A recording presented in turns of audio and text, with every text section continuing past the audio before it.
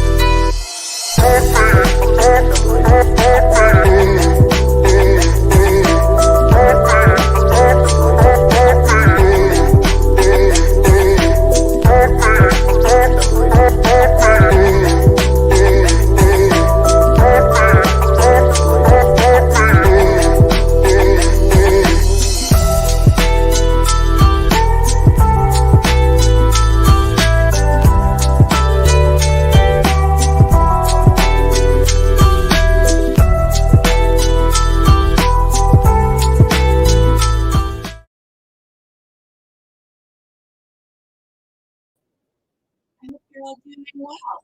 I'm thinking we should watch what's going on with Trump until it's time for the live stream. So we'll take a look at this, and in the meanwhile, I'll see if I can find anything that might be a little bit,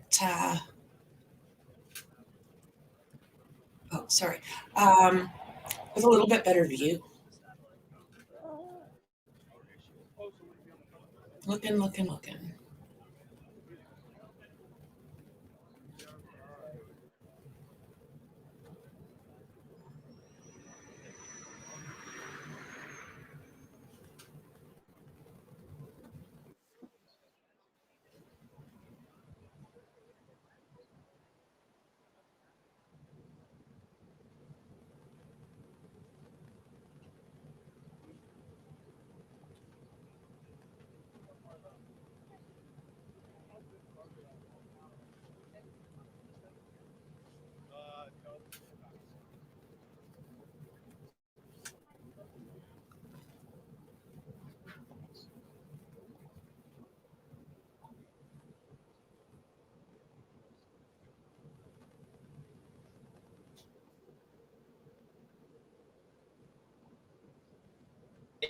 A motion to dismiss the case entirely, but if that fails, all options, he says, are on the table, including making a motion for a change of venue. Obviously, Manhattan is a very blue Democratic area, and Tacopina feels that it would be difficult for the former president to get a fair jury trial here, so perhaps a change of venue would be in the offing, but we have a long way to go until we get to that point. First things first, the 215 arraignment today downtown, and we will, of course, monitor the former president's movements from our vantage point here across Fifth Avenue from that door where he will reemerge later on this morning. Rosanna, back to you. So, Robert, I think you and Arthur Aidala should put like a little friendly wager on when Donald Trump might be leaving Trump Tower, because, you know, Arthur, who's our legal eagle today, who knows the courthouse, former prosecutor, current criminal attorney, he is hearing that things are going to be kind of condensed. They don't want Donald Trump too long in the courthouse. So he's hearing they're going to, well, he's here right now. Why don't you tell Robert what you're hearing? Robert, what I'm hearing is they are asking that the president not arrive to the building until almost 1 o'clock. And they're going to get him in and out and, you know, fingerprint, take the picture, get him in that courtroom and get him out of there as soon as possible. Just because for security purposes? For security for everybody. I mean, Donald Trump is going to have his Secret Service guys around him who are the best trained people on the planet. But, you know, there's going to be a lot of human beings in that building. I spoke to what's called the major of the court officers. Actually, today is a very light day in court. Why is that? It's just a coincidence. Maybe tomorrow's Passover. It's Holy Week. A lot of kids are off from school. So there are not a lot of cases on today. But from that period of time, like the floor above it, the floor below it, are all going to be frozen. Nothing's going to be going on there. So no cases on the 15th, 14th, or 16th. Is this 16th floor? Yes, but I don't think there are courtrooms up there. But what they're going to do is, he should be out of the building by like the latest 2:35, and then things will kick up again. A lot of judges don't come back from lunch until 2:30 anyway. Mugshot or no mugshot? There'll be a mugshot. There'll be fingerprints. And it's funny because as I mentioned, I had dinner with Joe Tacopina last night, so he will get the packet, and in the packet will be like a grainy black and white picture of the mugshot. And I'm like, Joe, you gonna leak the mugshot? He goes, by the time I get it in my hands, it'll probably already be leaked. Interesting. Out and about. There have been things leaked today. A lot of people are talking about Yahoo News has got a bunch of stuff out there, and they're like, how did Yahoo News know this? Donald Trump saying, did it come from Alvin Bragg's office? Which, if it is, that's a problem for Alvin Bragg's office, because the grand jury proceedings are secret, but they're secret for the prosecutor. Like, a witness is allowed to leave there and talk about what happened. We saw it happen, right? Michael Cohen came out and he talked about what happened in the grand jury. But the prosecutor's office is not supposed to do that. But maybe, it's the morning of, and I know you said that they don't have the indictment yet, the defense team. Yeah, I just talked to somebody on the defense team, and they said it should be pretty soon that they should get it. By law, right? They're supposed to send it to the defense team? Before any defendant appears before a judge for arraignment, he is supposed to read the indictment, have the opportunity to go over the indictment with his or her lawyer. So at some point, Donald Trump is allowed to go over this indictment with his attorneys. What is it? What dates? You look at it. Okay, they're saying on this date this happened, on that date this happened. Now, some, Rosanna, are very bare bones. A case I had very recently in that office, they gave me the actual indictment, but then they gave me like a 2-page narrative of like what actually happened in that case. So they could give the actual indictment and then like a paragraph. These are the facts of the case, and this is how we think we can prove the elements of the charges in the indictment. Gotcha. What do you think Alvin Bragg's doing right now? He's got to be a nervous wreck. His whole team has got to be a nervous wreck. I mean, he doesn't have to do anything right now. He's going to sit in his office, and it's a very I've been in that office. It's a very heady place. It's where Frank Hogan sat. It's where Bob Morgenthau sat. The two of those guys over 60 years, just two DAs. Then Cy Vance was in there for 12 years, and now he's sitting there. The whole world is watching. The whole world is watching his office, and he. Does this ever go to trial? 90+% of these cases do not go to trial in that building. Why? They plead out. They either get dismissed or they plead out. So and Alvin Bragg has a policy from day one of finding ways not to send people to jail, alternatives to incarceration. So instead of sending them to jail, they send them to a program. So I think it's going to be Donald Trump's choice. I think Mr. Tacopina and the legal team will be able to get some sort of a deal on the table, and then it'll be up to Donald Trump whether he accepts it or not. Obviously, there's not going to be any jail time. There'll probably be some sort of a fine and maybe some low-level crime or even a violation. But they got their day in the press. So speaking of the day in the press, I know both sides are concerned about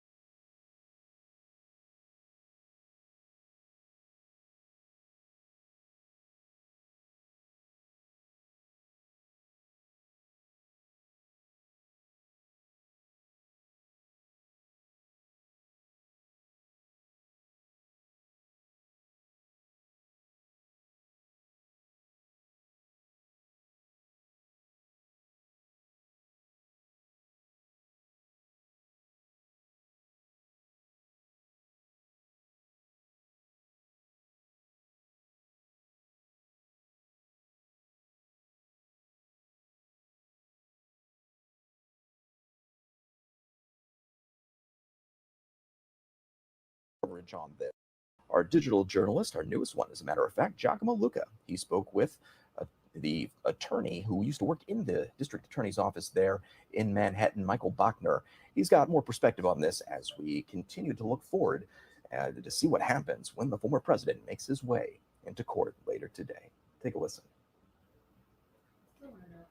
I'm joined now by Michael J. Clark. He is a former FBI special agent and a current professor in the Criminal Justice Department at the University of New Haven. Thanks so much for joining us, Michael. Great to be here. Good morning. Good morning. Let's jump right into it. The arraignment of the former president, a historical event that's expected to happen within the next several hours. First off, your reaction on the fact that this is even happening. Well, just like I think everyone, we expected a pause in the action there, and the indictment was brought down by the grand jury. And, it's going to be a very interesting case because it's just, there's a lot of, I guess you'd call it attenuated between the misdemeanor and the felony count that they brought forward. Absolutely. Talk to me about what security might look like as we get into this. Certainly a big topic of conversation surrounding the fact that a former president will be entering that Manhattan courthouse. As you said, a historic moment. I can't hear you. And the security will be a challenge because you've got multiple agencies, working together. Now, they've done it before and been very successful. The NYPD and the Secret Service are used to major events, for example, the United Nations and things of that nature. And with President Trump, at one time residing there. But this is going to be really just unprecedented and a challenge where, the two agencies, NYPD, Secret Service. And if you're just joining us here on Live Now from Fox, we're playing this interview for you, but actually we have a live interview that we have just got access to, somebody that used to work in the DA's office in Manhattan there as a senior staff. So what I want to do is go to a quick commercial break. We'll set that up and we'll come back and get into that and talk to a person that's got a lot of perspective on everything going on there in Manhattan. But stay with us. You're watching Live Now from Fox.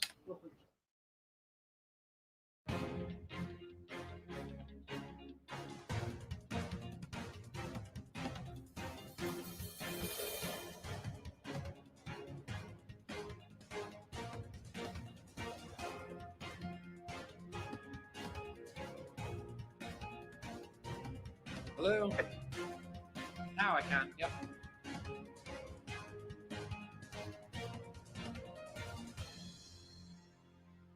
Yes, Josh has.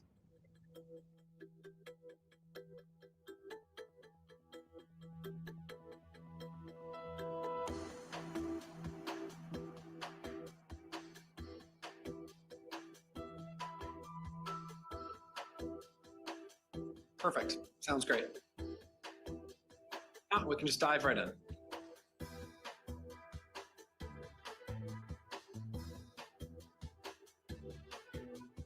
I was the chief of asset forfeiture, and I oversaw asset recovery on all of the financial crimes cases in the DA's office.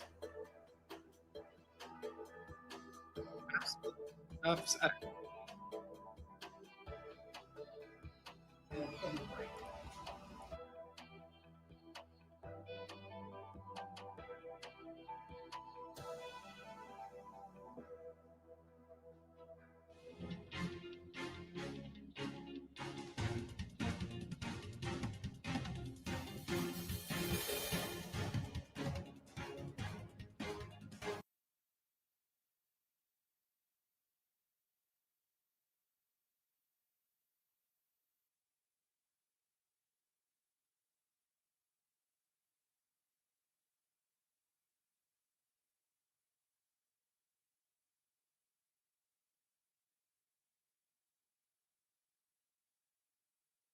Welcome back to Live Now from Fox as we're taking a live look outside here at downtown Manhattan. That's where all the action is. You see all those police officers outside keeping an eye on things, making sure we don't have any protesters of any kind going on. But that's something we're keeping an eye on today, as there's some worry that protesters make their way out there causing a ruckus, but hopefully everything remains peaceful at this time. We do bring in experts, though, to talk about everything that has been happening out there. Pretty interesting stuff. As I've said, this is unprecedented territory. We've never been there or been in this position before, so it's going to be very interesting to see how everything progresses. But right now, we are breaking this historic day down from every angle on Live Now from Fox. Right now, we have a guest who is an attorney at his legal firm, Levin & Associates, and also spent some time in the Manhattan District Attorney's Office in the past. We do welcome Duggan Levin to the show. Duggan, thank you so much for joining us. We do appreciate it.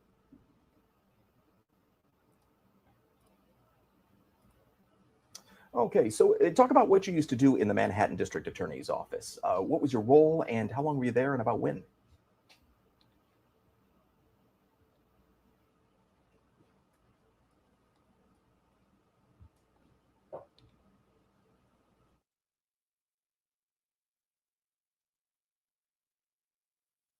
Serving as a federal prosecutor when DA Cy Vance became the district attorney and ran his asset forfeiture and monetary recoveries on financial fraud cases. So I oversaw asset forfeiture on a wide variety of cases and focused on all of the financial crimes cases of the office.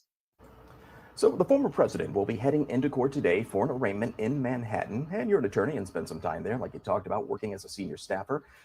Did you ever see anything close to this when you were there? Obviously not a former president. This is the first time, but anything this reminds you of? This looks pretty wild. It does. I mean, to people who are just tuning in now, this is very shocking to people. But the fact is that this case and this type of case is the bread and butter of the Manhattan District Attorney's Office. At its core, what we largely expect to be the charges here, falsifying a business record, is something that is brought in these state courts every day of the week. It's a charge that's very common at the Manhattan DA's office. It's one that I've charged countless times. It's one that is very common, and it's something that those who are in the court system in New York are very familiar with. And so there's nothing usual about this case in terms of the profile of the defendant or the crush of pretrial publicity. But when you start looking at these charges themselves, there's really nothing that unusual about them. What is unusual about what we expect to be the charge is that falsifying a business record is a misdemeanor.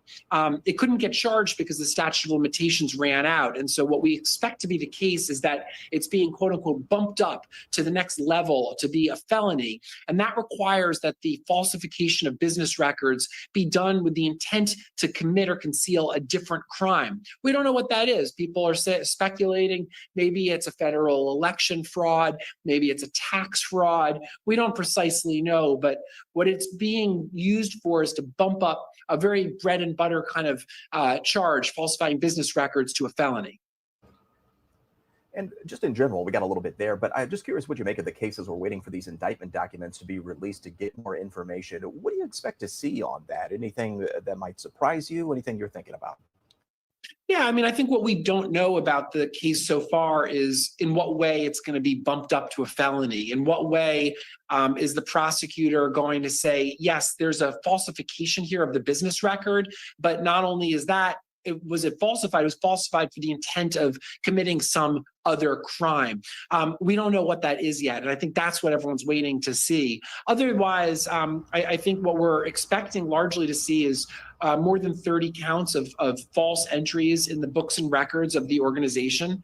And these laws exist because New York State requires businesses to keep a true accounting of what's going on in their books and in their companies, in their books and records. And so this is a longstanding New York State law. It's one that is prosecuted all the time. And so we just don't precisely know how it's going to turn into a felony yet. But otherwise, I think we're just going to be seeing 30 counts, 30 different false entries in the books and records. It'll probably be a pretty straightforward case. And what do you think the chances are something like this goes to trial? We were listening to some Fox 5 New York coverage earlier. They had an attorney on their show that said 90% of these cases are often settled before they go to trial. What are your thoughts on that? I think that that's true, that most cases don't go to trial, but nothing about this defendant is usual. Nothing about this case is usual. People keep using the word unprecedented, and that's true. So in a way, if it's unprecedented, it's hard to look to the percentages of other cases that have come before it to try to hypothesize. I think it is pretty unlikely that Trump is going to plead guilty to this crime, but you never know. And so it certainly could happen. But I think if I were a prosecutor on this case, I would be bringing a case that I was going to be fully expecting to be trying in front of a jury. And as an attorney, we've never seen any charges against a former president. Do you think this opens the door for the same thing to happen in the future? Will candidates start trying to dig up dirt on each other in the hopes that it prompts an investigation or even charges?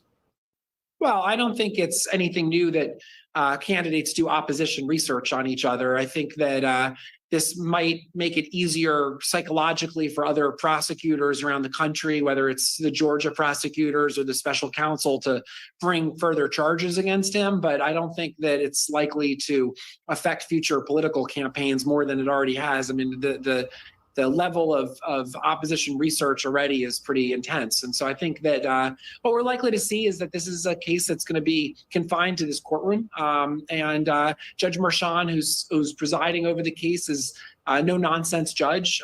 He may impose a gag order to try to stop the parties from litigating the case outside of the courthouse. We widely expect that to be the case. But I think this is something that we're just gonna have to wait to see how it unfolds, because it's so unusual to have a case against a former president. It's never happened before. So we really there are a lot of unknowns here.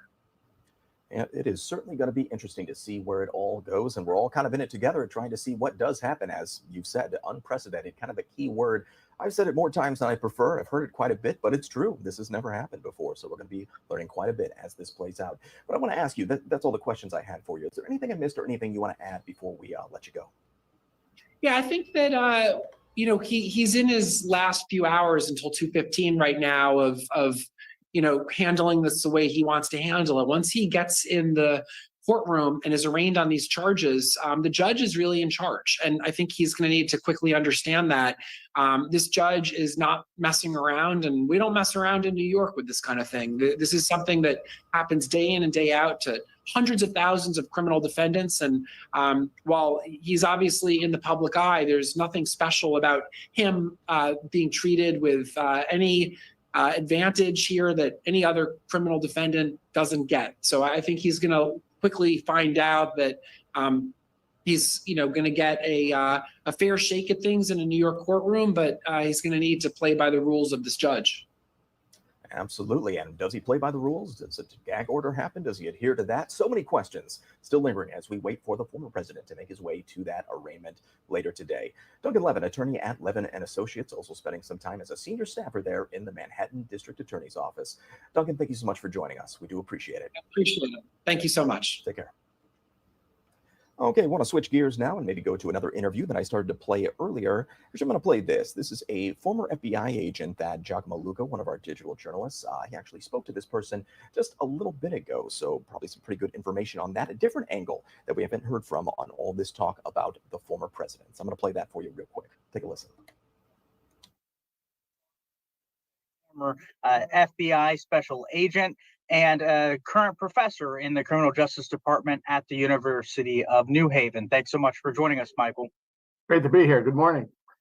Good morning. Let's jump right into it. The arraignment of the former president, a historical event that's expected to happen within the next several hours. First off, your reaction on the fact that this is even happening. Well, just like I think everyone, we expected a pause in the action there, and the indictment was brought down by the grand jury. And, it's going to be a very interesting case, because there's a lot of, I guess you'd call it attenuated between the misdemeanor and the felony count that they brought forward. Absolutely. Talk to me about what security might look like as we get into this.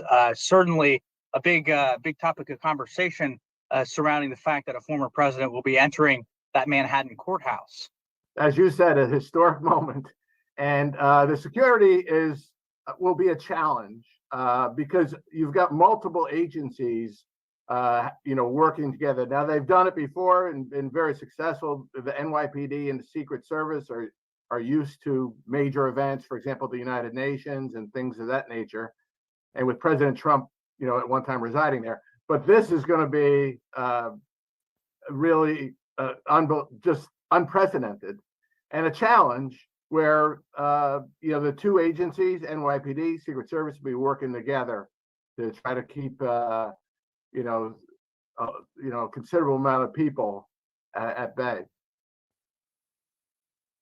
What do you think this process is going to look like? We know that typically folks would walk in, they would be arraigned, and there would be a series of folks that would be before and after them.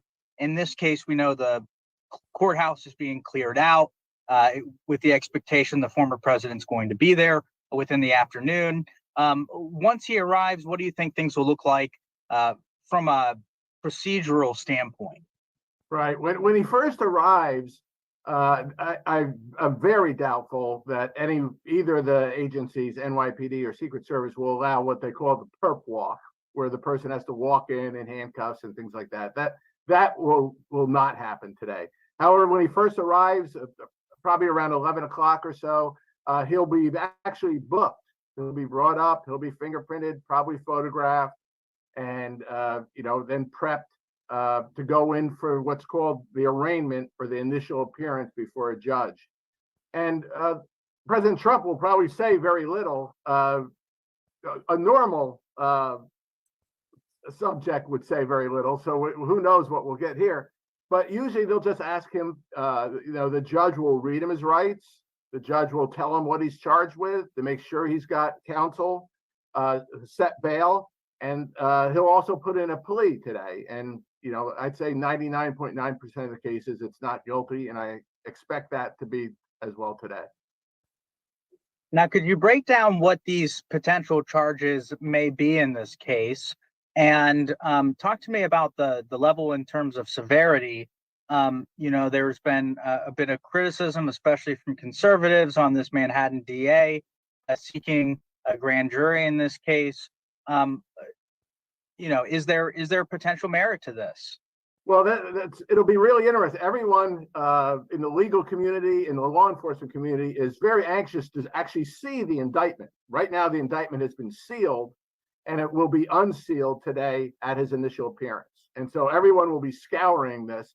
The leaks or the information that we have so far is there's about 34 counts. And what's interesting about this case is the business records case is a misdemeanor in New York. The only way it can be a felony is when it's kind of bootstrapped onto another crime. And what the district attorney Bragg has done here is he's bootstrapped it to a federal elections crime, which has never been charged. So it's going to be quite interesting to see what exactly happens and whether the charge will actually hold up to the appeals process. Yeah, there are questions now about statute of limitations, about the ability to essentially tack on the federal crime to the state charge itself. So a lot of interesting things there. Can you talk about the nitty-gritty there? Well, that you nailed it right there. The initial charge, the misdemeanor charge, has a 2-year statute of limitation, and the event occurred in 2016. So they're going back 7 years to try to pull it and again link it to this federal elections charge. And once again, that charge has never been brought by the federal government. So there's a lot of moving parts here, and it's going to be really interesting to see how it plays out. All right, thank you so much to our very own Giacomo Luca. He provided that interview there that provides a little bit more context about the situation. I do want to take you out to a live image here showing the courthouse in Manhattan. We know we're just hours away from former President Trump's scheduled arraignment. That court hearing expected to take place at 2:15 p.m. Eastern time this afternoon inside of that courthouse right there on your screen. A lot left to figure out, so I do actually want to bring in Kenneth Gray, a retired FBI special agent and senior lecturer in the Criminal Justice Department at the University of New Haven, to talk a little bit more about all of this. Thank you so much for being here. Hi, Josh. So what should we expect with the arraignment here? How do we expect that this whole thing is going to play out? So, of course, this is an unprecedented situation. First time a president has been indicted. We expect this to be fairly short, I believe, in that President Trump will appear before the court.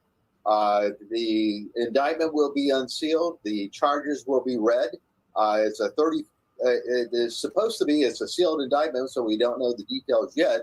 But we're hearing that it is a 34-count indictment against the president, and then he will be asked to enter a plea, guilty or not guilty, and we expect him to enter in the plea of not guilty.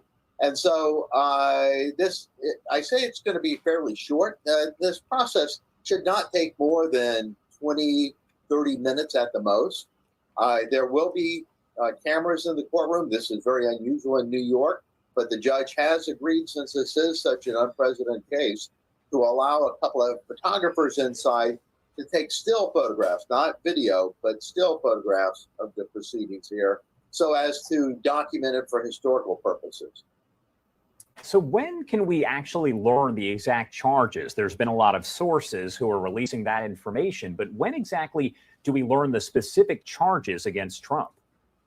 Well, the DA, Alvin Bragg, is supposed to be holding a press conference afterwards. So I would imagine that we will learn from Alvin Bragg himself what those 34 counts are.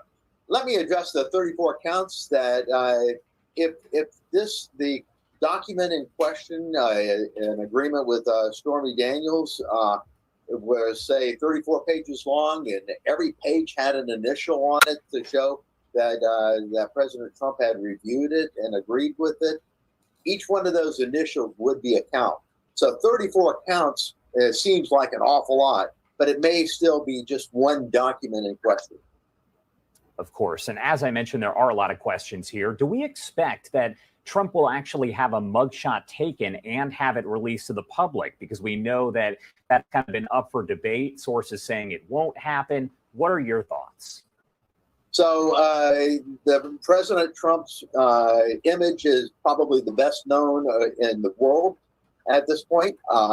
So there is no real purpose for that mugshot other than using it as a political weapon. So my guess is that mugshots will not be taken.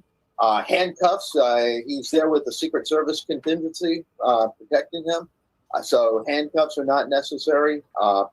The question I have is fingerprints. Is that even though President Trump's fingerprints are on file, he may still have to go through being fingerprinted there before coming into the courtroom.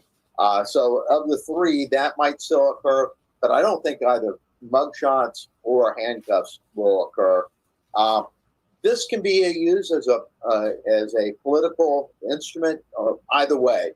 That is, the mugshots might be very good in raising funds for President Trump for political purposes. He may very well turn this into a huge campaign fundraising occurrence.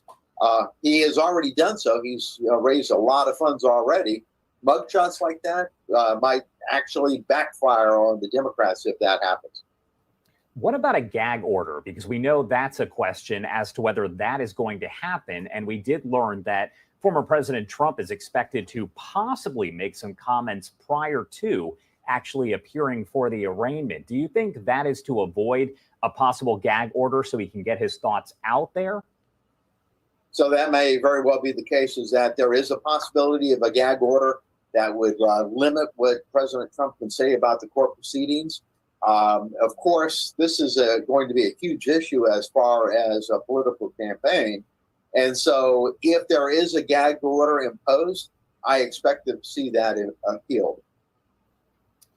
All right. So then the next question here, we know that Trump is going to plan at least to speak tonight in Florida once the arraignment is over. Of course, the gag order, if there is one, could cause an issue with that. From your experience here, is Trump speaking a good or a bad legal move? You know, who can say with President Trump, who can put limitations on President Trump?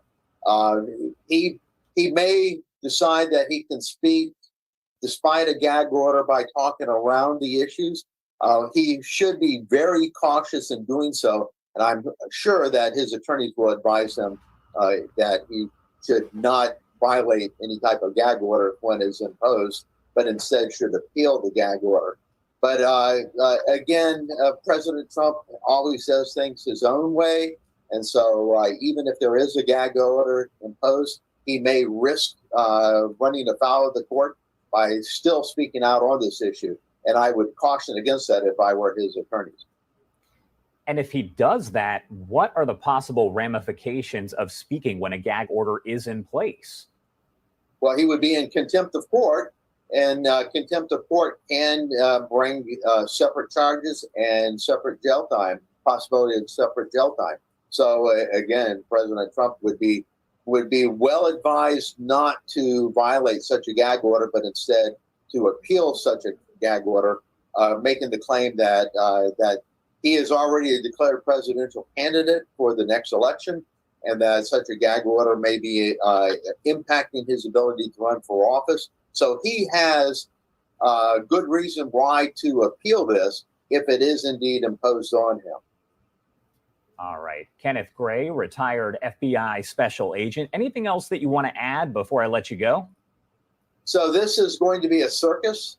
You have both Trump supporters and you have those in opposition to President Trump that will be outside the courthouse. And while NYPD is there in numbers, I expect this to really be somewhat of a circus. All right. Thank you again for taking the time to talk to us. Certainly. All right. Everyone, the time now is 10:14 over on the East Coast, and it is 7:14 over on the West Coast. My name is Josh Breslow, and I'm here to bring you all of your top stories from across the country and across the world. No question here, the big one is not just the indictment of former President Trump, but the fact that in just a few hours, he is expected to appear in a Manhattan court. We will bring you the latest here, but for now, let's head to a quick 2-minute commercial break. And on the other side, we will bring you the latest. You're watching Live Now from Fox.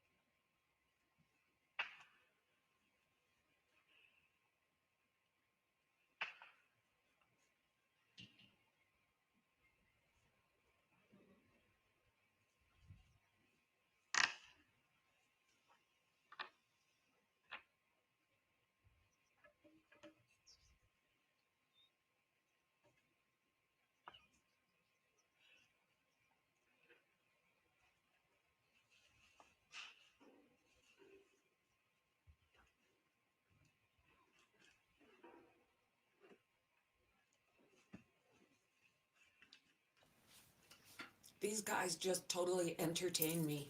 Put them on for James. I know how he's missed them.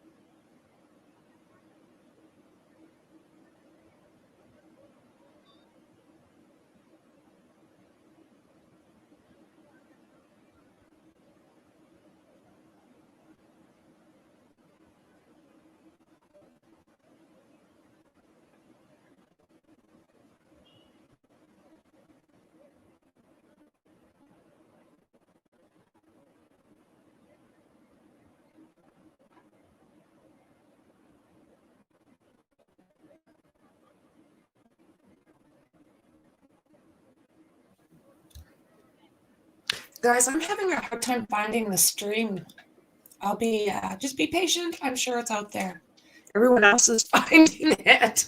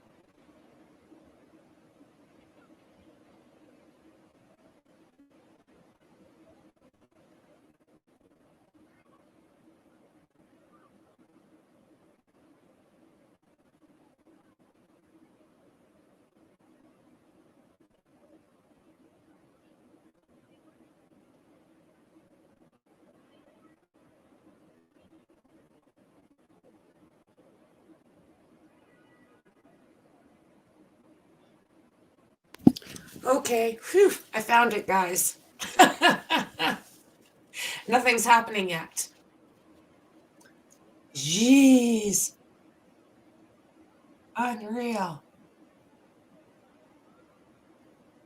Okay.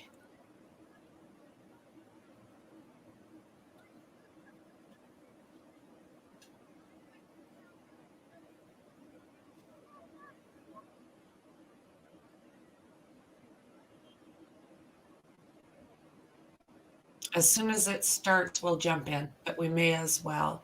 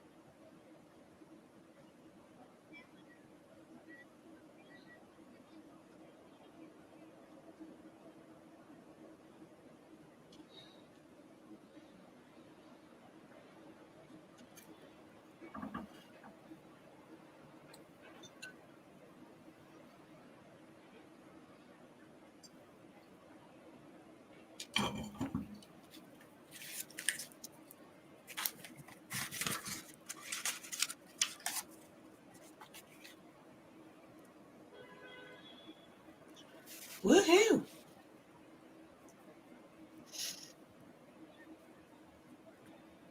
Look at all the people. Oh my God.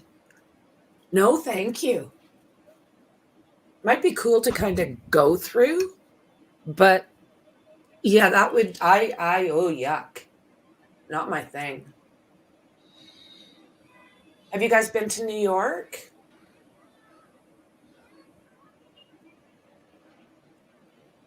Just, I mean, I don't know what time it is there. 9 a.m. my time.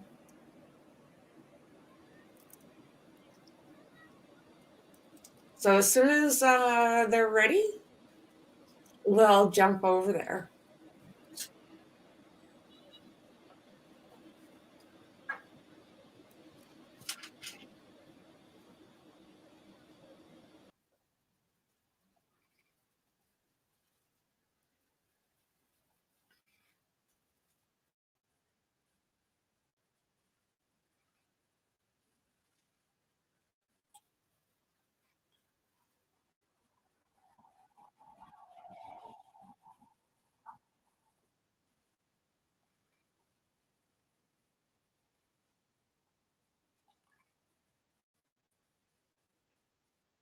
Well, where did that go?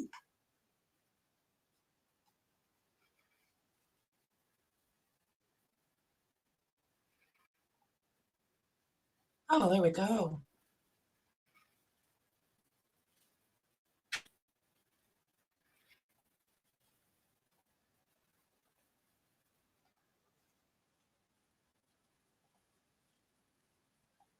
Got it. Do you swear or affirm the testimony about giving this matter will be the truth, the whole truth, and nothing but the truth? Go ahead and have a seat in the witness stand. Please watch your step as you step into the stand. Mr. Allen? Thank you, Ron. How will you introduce yourself to this jury and spell your name for the record? Al Stauch, and that's So we're not going to see much, are we? Gannon's father. Al, I wanted to start by talking a little bit about Their volume is super low. You may. people's exhibit. So you don't see the witnesses. You don't That's my boy. see the judge. I move for admission of people's exhibit. Defense? Exhibit number 1 will be admitted. Go ahead. I would object. So can't now that see I it. know where they're going to be streaming this, We need to take it it down. should be a lot easier. Day one is always a little rough. Yesterday we just jumped in. Have you tell the jury a little bit about your son? How old was he when you lost him? He's Is that 11. guy even talking? Was he born? Really? September 29th, 2008.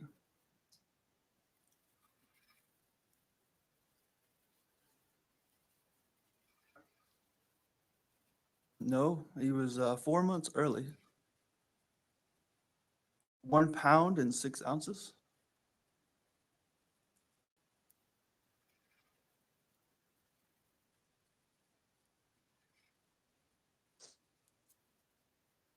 Who is Gannon's mother? Landon Hyatt. I think her name's Bullard now. Landon Bullard. Were you married? We'll just play this by ear, guys.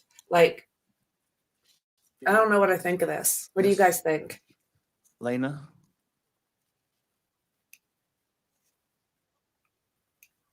Straight for the jury, how big Gannon was? First got the whole- Yeah, so as I said, he was born on September 29th, and it was about a month after that. I think it was October 20th. I got to hold him for the first time, and that's how big he was right there. And the last time I ever got to hold him, he was in a box about that big as well. Oh my goodness. 6 months after he died. Oh my God. Was he in the hospital for a short amount of time after? Yeah, I believe we brought him home in January, if I remember correctly. Enjoy the springs, Dandy. Sometime in January of 2009. So about 3.5 months in the hospital. Did he have any issues that he had to overcome? Yeah, early on he had a lot of lung issues. Actually, while he was in the hospital, he had quite a number of surgeries.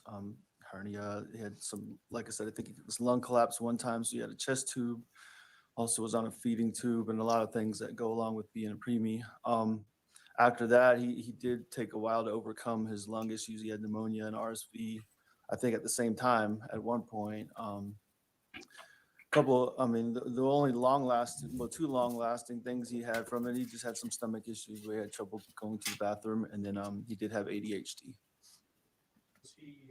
Did he sort of lag in size to kids similarly? Not really. I mean, other than at his birth, obviously he was very, very small, 1 pound, 6 ounces. But once he caught up, I think we held him back a grade or a year just to allow him to catch up a little bit in size. But no, you couldn't tell any difference with the fifth graders the year he died. So Where was he? South Carolina, Florence, South Carolina. When did you all move to? I moved to Colorado in February of 2019. My Tisha and the kids had come a month earlier. I was stationed in Alaska prior to that. So What did Gannon like to do for fun? Oh, some of his favorite times, and all of his friends can attest to this, is just playing video games. I think he wanted to be a YouTube gamer. I think he actually was able to make one video and put it on YouTube, so it's out there. But playing Sonic and actually Mario was his favorite. So that was some of the favorite things I ever got to do with him. So Up on your witness stand, Mhm. you should also have any binder. yes, sir. It's going to get a little crowded up there. Spot camera there.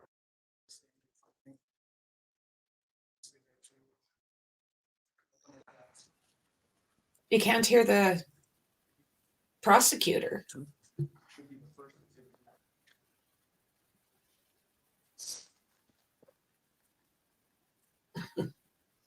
Yes. What is people's exhibit? Excuse me. That's a picture of Lena. Yes, sir. That would have been I don't like this 2018 setup. at our house in Myrtle Beach.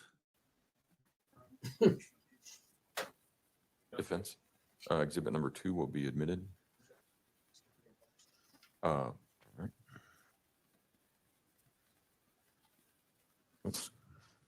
There you go. Where was that photo taken? Like I said, we owned a house in Myrtle Beach at that time, and I believe that would have been the fall of 2018. So how old was later? What do you guys think of this setup so here? 6.5. Yeah. Right. Thanks. Yeah, about 6.5 years old. Was she also born early? She was. She actually tried to come out a little earlier than Gannon. They were, always competitive with one another. But Gannon was born at 24 weeks. She tried to come out at 22. But I think it was actually 34 weeks of, being with her mom in her tummy there before she came out. So she was about 2 months early. What was the relationship like between you? Oh, obviously as much love as a sister and brother can have. I think a famous quote Lena said after Gannon died was, "I'm just gonna miss getting on his nerves." So if that sums it up for you right there. But yeah, he loved his sister, and one thing I always urged him to do, and I know his mama did too, was to look after his little sister. And even getting off the bus and walking home, I used to fuss at him if he let her walk home alone. And it was 3 houses away, so that was kind of the theme for us: just be with your sister and be together, I don't like that we're not hearing these questions. How long were I don't like that at all. Just shy I'm of going to 10 years. complain. But dating and all, I think we were together 11 or so, 12 years. you know the defendant in this case? Yes, sir. I was married to her for 4 or 5 years, whatever it was. When did you meet? I met her, I think somewhere along the way playing softball on one of the various teams we played on. But I didn't really get to know her until beginning of 2014, so January timeframe. January of 2014 is when I met her and went out with her and started to get to know her. This is not intended to embarrass anybody, but were you still married to a wife? Yes, sir. We were separated, and with the intent of getting divorced, going our separate ways, and that's when I met and started dating Tisha. I have the volume maxed. She did. Harley. You move in that binder to people's exhibit number 2. Sure is. Yes, sir. When was that photo taken? Looks like, I think that would have been 2019. It looks like her high school graduation picture, if I'm not mistaken. Just tell me before the mission. Okay. Exhibit 3 will be admitted.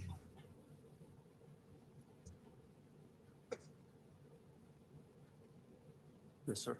Where was that? I believe it was in Columbia, South Carolina, where the graduation was.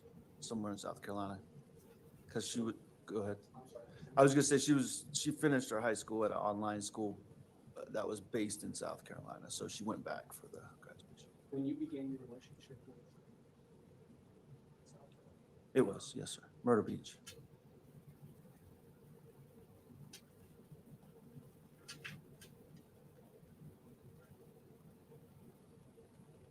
When did you and the defendant get January 2015.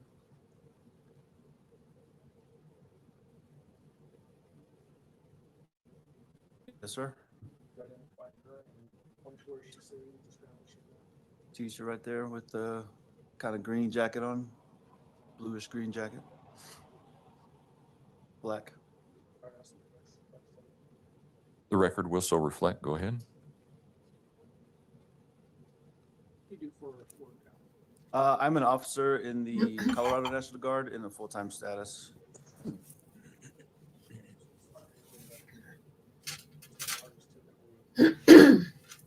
Typically, yeah, 1 week in a month, and then a summer duty. I am.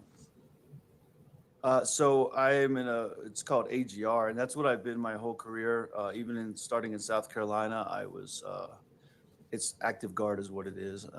Was there for rough 12 years or so as a recruiter and in other capacities. And I took my commission as an officer and moved states. Rethinking streaming But I this. moved states to Alaska as an officer, and then spent 2 years. We'll see how about 2 it years goes. there, and then been in Colorado since 2019 as an officer in the Colorado. But I might just do updates. My main duties are right now as a missile defense officer. Well, let's talk a little bit about the family history. You said you got married in January 2015. Sir. Was that in South Carolina? Yes, sir. I can check in off and on and see if they've changed the setup or. I got hired and went there. I reported in June. I had to come through here for some schooling. We call it TDY en route, but I got hired, went to school here, and then drove up to Alaska to be permanently stationed. 2017. Do you know what I might do, guys? Somewhat. It was. Being there's all this Trump stuff going on, with me, Lena and Gannon, I might try again tomorrow. I'll go until maybe the first break here. See if it changes any better. See if they fix anything. A little bit later, but they never really permanently moved there. They came for a couple weeks at a time, and. But if not, updates might be just as easy.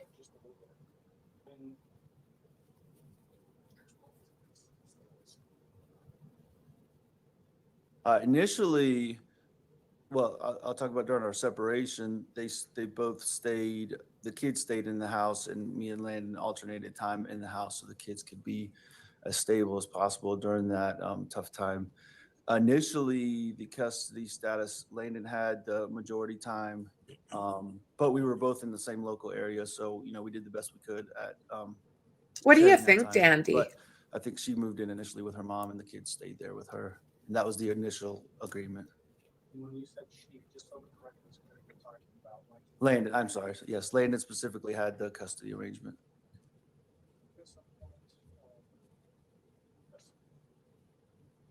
Yes, that would have been in March of 2018 while I was in Alaska.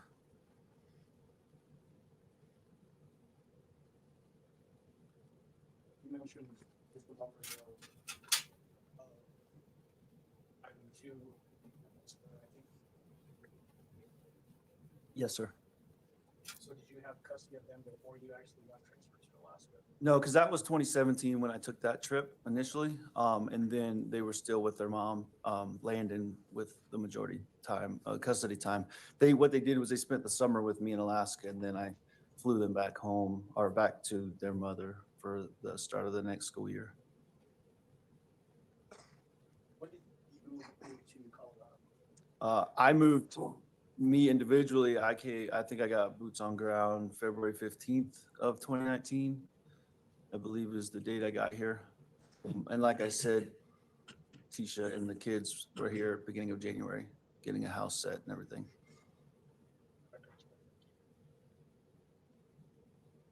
The defendant, yeah. You may.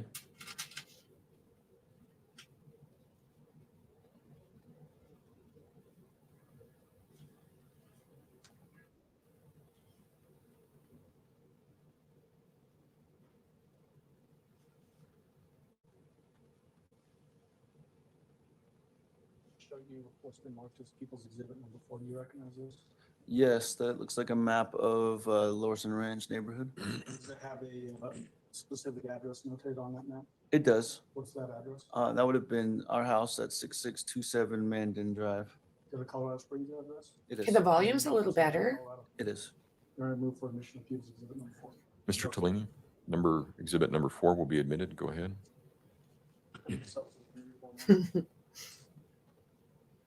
See if I can keep tweaking Point out it. the label where the 6627 Mandan Drive address is. Right here. Is that where you lived when you moved to Colorado from Alaska? Yeah, I think just to be clear, initially, I think they had a little temporary housing on base, as you do when you PCS. And then Tisha, or the defendant, found that house for rent, and we moved in. And I think they were already in the house when I got here. When did you all move into that house? I don't remember the specific date. I know they were already in the house by the time I got here in the middle of February. So February 2019, when you came from Alaska, you went to that. I went directly to the house from there. It's a small courtroom. This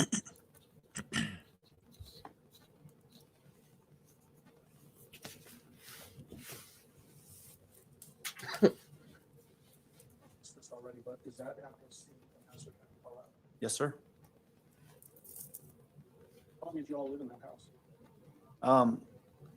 I lived there, I guess, right at a year, because when everything happened with Gannon in January of 2020, the investigation started taking place, and we pretty much decided just to move out. And the landlord allowed us to break the lease at that point. And then, so it would have been early February of 2020 when we moved out officially. So let's just go through just a general description of that house. Was it a 2-story, a rancher with a basement? Is the volume any better? I'm not too savvy on specific style of houses, but it had a main floor and a basement. Was it basement? It was. Also an unfinished area? I mean, in the closet was unfinished, but all the areas we frequented in the house were finished. Without where the furniture was? Yeah, when I said closet, that's what I was referring to, the furnace room, yes. I call it, yeah, because we kept the luggage and boxes and stuff in there. And there was another unfinished closet under the stairs as well. I'm sure we'll see that as well. Where was that area? On the main floor. And was there a level above that? Negative. Okay, so it's just the main floor and then a basement. Yeah, basement, yes, sir. Who else had a bedroom? Initially, it was Gannon when we first moved in, but at one point we switched Lena and Gannon to what we'll see as Gannon's bedroom, and Lena moved upstairs. And how many bedrooms, other bedrooms were upstairs? Just that one bedroom when you walk in the front door. So 2 bedrooms. 2 bedrooms total. Yep. And then kitchen. Yes, sir. Is there a living room on that main level? Yes, sir. Kitchen. Kitchen. Yes, sir. Access to the garage on that main level? Yeah, and the access included the laundry stuff, the laundry room. So And then what about downstairs? downstairs was, as soon as you come down the stairs to the left was the I call it the closet, but the boiler room or whatever, and then Gannon's room right next to that. To the right was the I don't know, living room area in the basement, and then behind that was a bathroom and what was Harley's room, Harley's bedroom. How do you look at the exhibit? Hey, Connor. Keep those file. Good to see you. Just give me a heads up. Trying to figure out the thanks, Dandy. Okay, What are those photos about? just different viewpoints of the house you want me to go through specifically? Yeah, so on the Okay. pictures of the 6627 Mandan Drive residence. Yes, starting with the outside and working through the house. So People's Exhibit 5, is that the front of the house? Yeah, there would be a front view where you can see the garage and the front door, yes. People's Exhibit 6, like that. That's as soon as you come in the front door, there's the coat closet to the left and then a view of the living room. Walking into the house farther, you can see the couch in the living room and the kitchen to the right, as well as the back sliding patio door. You can see what's behind the curtains, but that's what that is. Same thing, it's a closer up view of the kitchen. You can kind of see the dishwasher and everything, but yeah, that's the kitchen area. 9 is basically looks like it's standing at the back sliding glass door where you can see the living room, stairs down, and then the garage entryway there. Upstairs living room. That is a view of the master bedroom as soon as you walk in. That is a view of the laundry area. And then the next door would be access to the garage. 12 is the garage. Are those all fair and accurate representation of those areas of the town that you just described? Yes, sir. Remove from the people's 5 through. Okay. Exhibits 5 through 12 will be admitted. Go ahead. You may give me just a second, though. All right, go ahead. So it's the front. Here's the garage door up there. It is. Moving on to unit 6. So point out, and there's actually an extended launcher behind it. No. Other side. Yeah, it's right here. Other side. Other side? Oh, yes. Okay. You can want to, you can just turn around and nothing is. Just make sure when you're pointing away from us that the furthest you're from, you can hear you. Okay. What are we looking at here? So, like I said, this is walking into the front door. This is what I use as my closet, actually, but the front, what would be a coat closet. You can see the couch in the living room right there.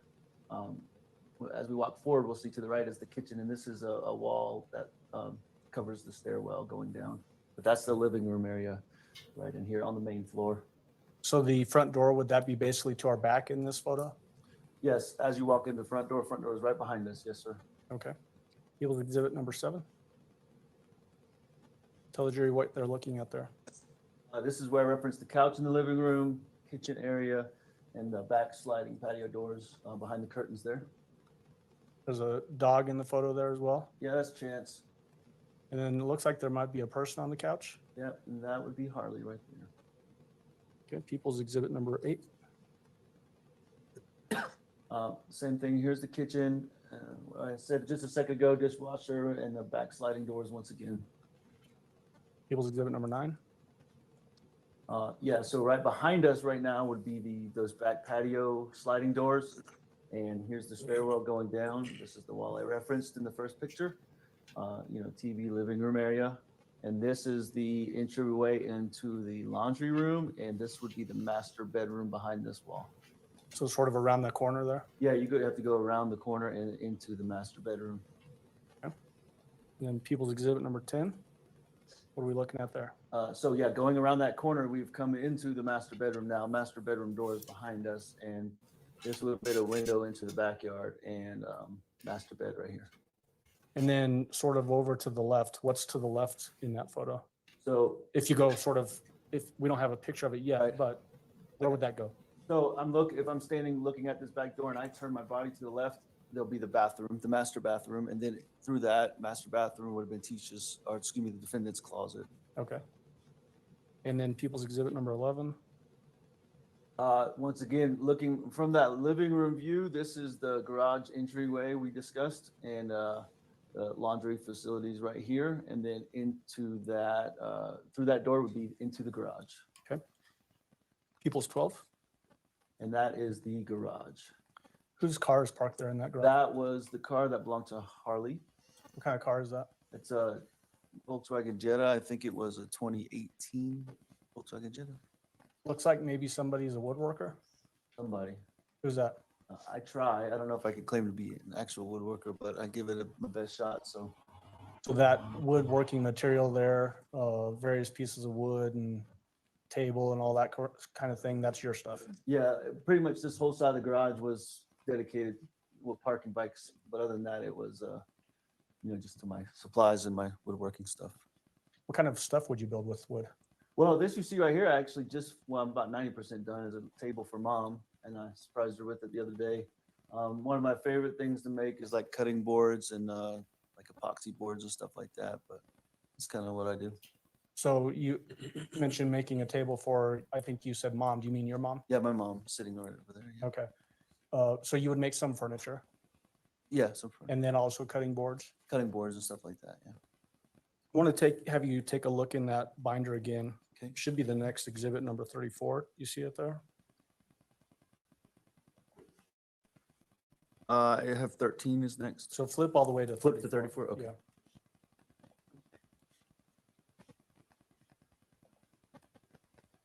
Yes, sir. Is that a photo of a table that you built? Yes, sir. Who'd you build that table for? I built that for Gannon, so he'd have a place to put his, Legos and his, his little toys and stuff in his room.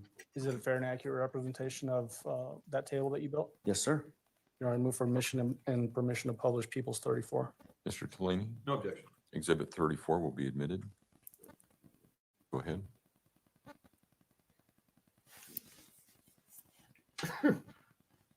So People's 34 is now displayed on the two screens here. It's fairly obvious, but just point out the table that we're talking about that you built for Gannon. Right here, it's red and blue one, and the colors were specifically for Mario. Like I said, it's one of his favorite things, so I wanted him to enjoy that based on his Mario little thing. And then there's some scrap wood in that photo just to the left there. Can you point that out? Yeah, so a little piece of like OSB board, and then my circular saw here. There's more of that same OSB up there. I used that to build those in the laundry room. You saw that little shoe container, it was gray. Built it out of that wood. So you used a term that I'm not familiar with. I'm not a woodworker. OSB, what does that mean? OSB is like plywood, different types of plywood. It's Okay. a generic term. Okay. Particle board is another word that's used. Okay. And if you could pull that down the picture. And then I want to have you now flip back to People's 13 through 31. Okay.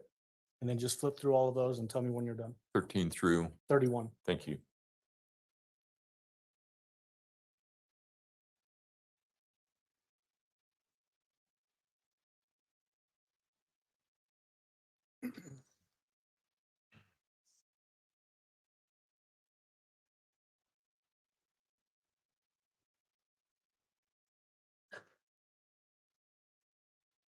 Stop at 31, you said? Yes. Okay. All right. Are those basically just more photos of the 6627 Mandan Drive address?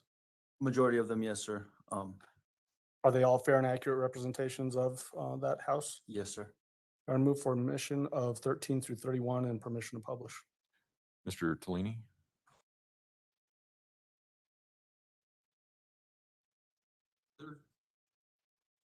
Couple, and I'm referring to kind of 19, 20, I'm sorry. and Yeah. 21. I think there needs to be more foundation laid for those photos, but for the rest of them, I don't have. Good catch. So those are coming later. So it's 13 through 18 and then 21 through 31. My apologies. Okay, let's go there. 13 through 18 and 21 through 31. Do you have an objection? I do not. All right, those photos will be admitted. Go ahead. And permission to publish those photos, Your Honor. You may go ahead.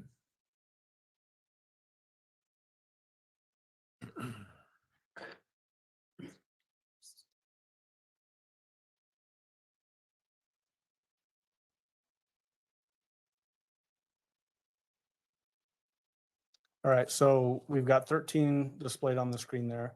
Describe what we're looking at there. So if you can see over here, there's carpet. This is where we came in the front door, and I said there was the wall leading down the stairs, and this is the stairway to the basement. People's number 14.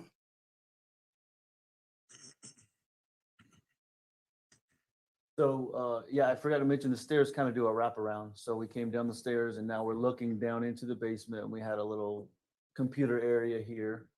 But yeah, that's the basement entryway. And 15. So coming down the stairs to the right, this is what you would have seen, the little, I call it the downstairs living room.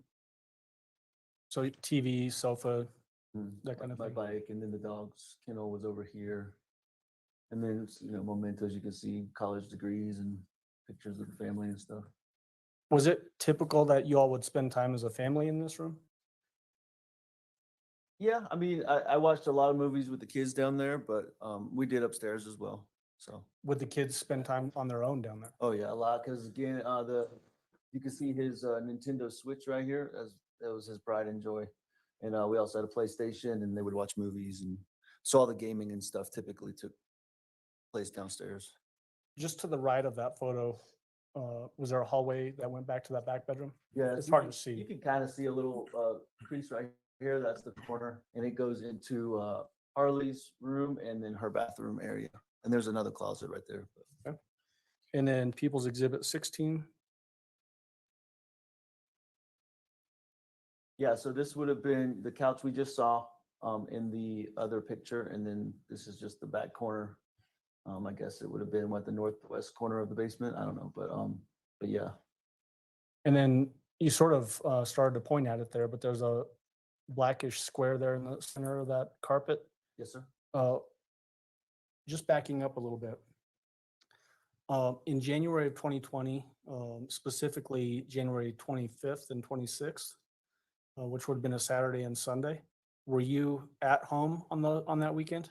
No, I actually, it's kind of hard to explain my duty schedule, but every other week I work Friday, Saturday, Sunday, and that week I actually have to work day shift on a Friday and Saturday, and then I left town on Sunday. So I was at work all day Saturday, came home, the defendant and my mom was in town, and the defendant and I and my mom and the kids ate dinner. And then my mom was leaving that night, so I took her to the airport in Denver for her flight. And then I stayed in the airport. I slept across from the ticket counter on the floor there. And then because I had an early morning flight to go to Oklahoma for training for 2 weeks. So when did you actually drive up to Denver? And I'm assuming you mean DIA. Denver Airport, yeah, DIA. So, I mean, I get off, I don't think I got off early that evening. I usually get off at 1800 or at 6 p.m. And then it was a 15-minute drive home or so. We ate dinner, and then no later than 8 o'clock, I would assume. I don't remember exactly what time mom's flight left DIA, but. So you drive mom up to the airport, and then you just stayed at the airport because you had a flight the next day? I had an early morning flight to through Dallas, I think, to Lawton, Oklahoma. But yeah, I did. I just slept on my duffel bag or whatever right there. There's a little seating area right across from the American Airlines ticket counter at DIA. And I just laid down on the floor right there. So when you left on Saturday evening, whatever time it was, who was left at the Mandan Drive residence? The defendant, and then Harley and Lena and Gannon. Any other adults there? Not that I know of. No, How old was Harley at that time? She would have been, let's see, 5102. No, so she was 17, How old was approaching 18. How old was Gannon? 11. And Lena? Lena was her birthday's in January. So sorry, I'm doing math here. So 8. She had just turned 8. Okay. You're doing math better than I could if I was sitting on the stand, so thank you. So when you left the house on that Saturday evening to drive mom and yourself up to the DIA, was that carpet like that when you left? It was not, no, sir. Did you talk to the defendant about that? I believe she. Well, first, did you talk to her about it? I did talk to her. She said there was an accident and a candle spill. Okay. I don't know if it was. Let me clarify. I don't remember if it was over a text or over a phone call, but there was a conversation about it at some point. Do you remember when you learned about a candle spill and a burn or whatever? I'm confident that it was that Sunday night, which would have been the 26th.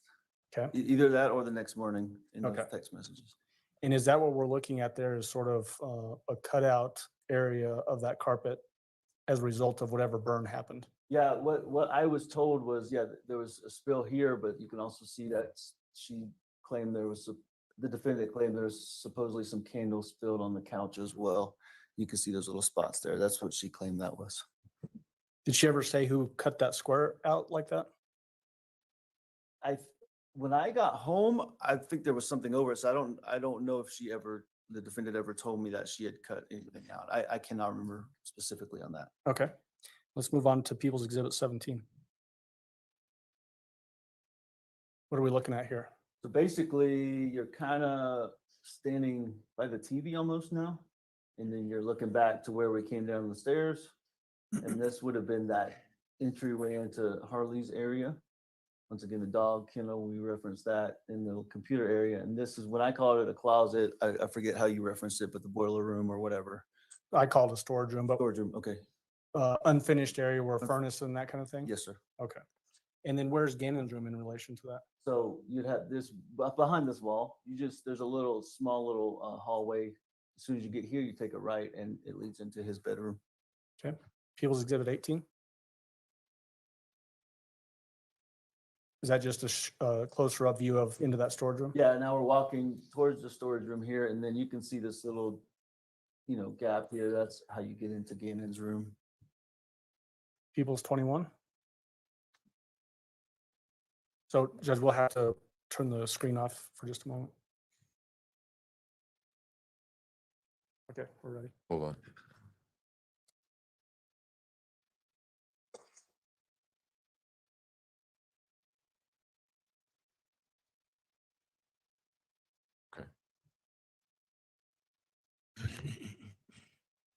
So 21 is on the screen behind you now. Okay. What are we looking at there? So we've taken probably 2 or 3 steps into Gannon's room now because we're kind of in the center. This was his bed, and as I mentioned before, you can see the remnants of when Lane and I lived here. Those are definitely not Gannon stickers, but his bed here. There's that table that I built for him for his toys, and then there would also be another bed over on this side of the room. As we're looking at it to the right, this was a storm well or whatever. Remember, we're in the basement, and I believe there was a ladder in this one going up to the backyard. His closet would have been over here, and then I think he had a little TV as soon as you walk in the room to the left. Okay. Is that essentially what Gannon's room looked like when you got back from Oklahoma? I don't remember if I walked down there immediately or not. I think I did, but I don't remember specifically, but that's about what it would have looked like. Okay. That was a common appearance of his room. So Was his bed always sort of backed up into that corner? yeah, his bed would have been typically pushed all the way up against this wall and this wall, not pulled away for any reason. Does it appear there's a little gap there in the? It's hard to tell in this picture because the covers are kind of ruffled up, but. Okay. People's Exhibit 23. Do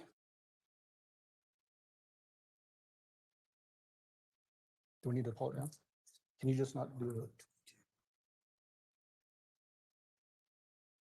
All right, yeah, be 22 first, but you can't just. So People's 22, what is that a picture of? So now we're back in the master on the first floor, on the main floor, and we've walked into the master bathroom. You can see the shower right here with the tile and the glass door, and this would have been the defendant's closet, master closet, if you will. So all the clothes in there and whatever other things were in there pretty much belong to the defendant? Yeah, so as I referenced earlier, the coat closet, which is normally called as when you walk in, that's where I kept my clothes in her because the defendant had a closet full of clothes and there wasn't room for mine. So. Okay. And then People's 23? Yeah, this would have been just taking another step in where you can see, just her clothes, the defendant's clothes hanging up, shoes on the top rack there. People's 24?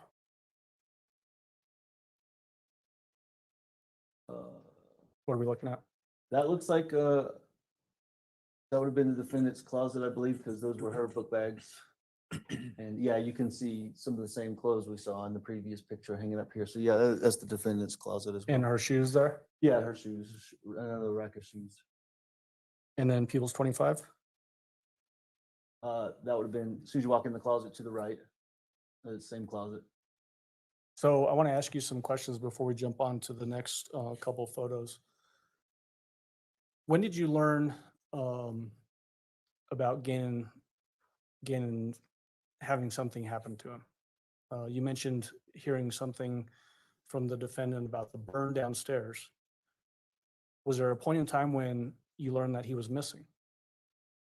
Yes, I was in Oklahoma. We had our first day of class. Like I said, I was scheduled to be there 2 weeks. Just got out our first day of class. I went and ran a couple miles, whatever it was. And then I was already back in my hotel room preparing for the next day and whatever. And then we started the conversation back and forth about he's not home yet. We had specific times for them to be home. Typically it was the street lights. It's something I used to do as a kid. I had to be home by the street lights. So we just implemented that, and he hadn't come home in time. And It was abnormal, but it wasn't worrisome. So I don't know how much you want me to go into that. Yeah, so I'm going to ask you some follow-up questions Okay. about that. When you say that he hadn't come home yet, did you know that he hadn't come home, or is this what the defendant was telling you? Yeah, based on the conversation that me and the defendant were having, of course, I was in Oklahoma, so I had no clue. I'm just relying on trusting her that he hadn't come back from his friend's house yet, which is where she said he had been. And what day was that you heard this information? This would have been the Monday, so that I believe it was the 27th. 27th. Yeah. Do you know if he went to school on the 27th? According to her, he did not. Her being? Excuse me, the defendant. According to the defendant, he did not because he was having stomach issues and he was sick, which in my mind at that time is like, why is he going to his friend's house if he's that sick? So it was a little confusing, but. Would it be typical if he was having digestive issues to stay home from school? No, sir. Okay. So that by itself was out of the ordinary. Right. And when did you find out that he was going to stay home from school? I believe, without having timestamps, I believe it was that morning. And I think she sent me some photos saying, Gannon's home, here he is, or whatever. Yep. And then when you found out from the defendant that he had potentially gone to a friend's house and hadn't come home, do you know what time that was? I mean, I don't know specifically without looking when that conversation started, but it was already in the evening where I was when we started that conversation. So you learn in the morning that Gannon doesn't go to school from the defendant because of stomach issues, and then sometime in the evening you learned that he had gone to a friend's house and had not come home. And that all comes from the defendant. Yes, sir. When did you get back to Colorado? I came as soon as I can after I decided basically that there was something actually wrong. So the 27th, as soon as I decided he's missing, I got to come home. I had not to get ahead, but I think the defendant had called 911. I don't know about when the police came to the house, but I know I also called them and said, hey, what's going on? My son's out there somewhere. And at that point, I called our travel people and said, hey, I need an emergency ticket home. And I left. I had a buddy drive me to Oklahoma City, and I left from Oklahoma City airport early the next morning. So let's unpack that just a little bit. Sure. So to your memory, the defendant tells you that she called 911? She did. Was it that specifically, or was it an accumulation of things that made you worried and decide that you need to get back home and see what's going on? Yeah. So, like I said, I didn't know how deep you wanted me to go at that point. I had also contacted numerous of Gannon's friends' parents in the neighborhood that I knew, he would typically frequent their house and play with their kids and stuff. And none of them had even seen him. So then it started to become an issue. There was also another claim about some new friend on the school bus and some other stuff surrounding that. I'm sure we'll get into. Do you want me to go into that? Okay. No. All right. There was that, and so I started asking the parents about, do you know this person's name, or do you know anything about another person? And so it started compounding, as you said, to become more worrisome. So basically, you're accumulating information and growing more worried. Is that what you're describing? Yes, sir. And then when you said you called your travel people, do you mean you called the National Guard folks? Well, we have like a central billing travel type agency that does all of our flights and stuff like that. So I just called them. I think it's called Sato. I don't remember exactly, but I called them. On my orders, it has the emergency number. So I just called that, say, hey, I got to go home. This is happening. Okay. I also called Landon and some of her family as well to try to notify them, hey, I'm going home. Something's wrong. When did you actually then fly out of, I think you said Oklahoma City? Yeah. So one of my battle buddies or whatever, one of my guys in my class took me up to Oklahoma City because that was the only flight they could find, or the soonest flight they could find. And early the next morning, I spent the night sitting once again, right across from the ticket counter at Oklahoma City. I don't remember the flight time. So when you say the next morning, is that January 28th? Tuesday, January 28th. Yes, sir. Did you get any sleep that night? No, I just sat there and whatever. Did you fly back to DIA or did you fly to Colorado Springs?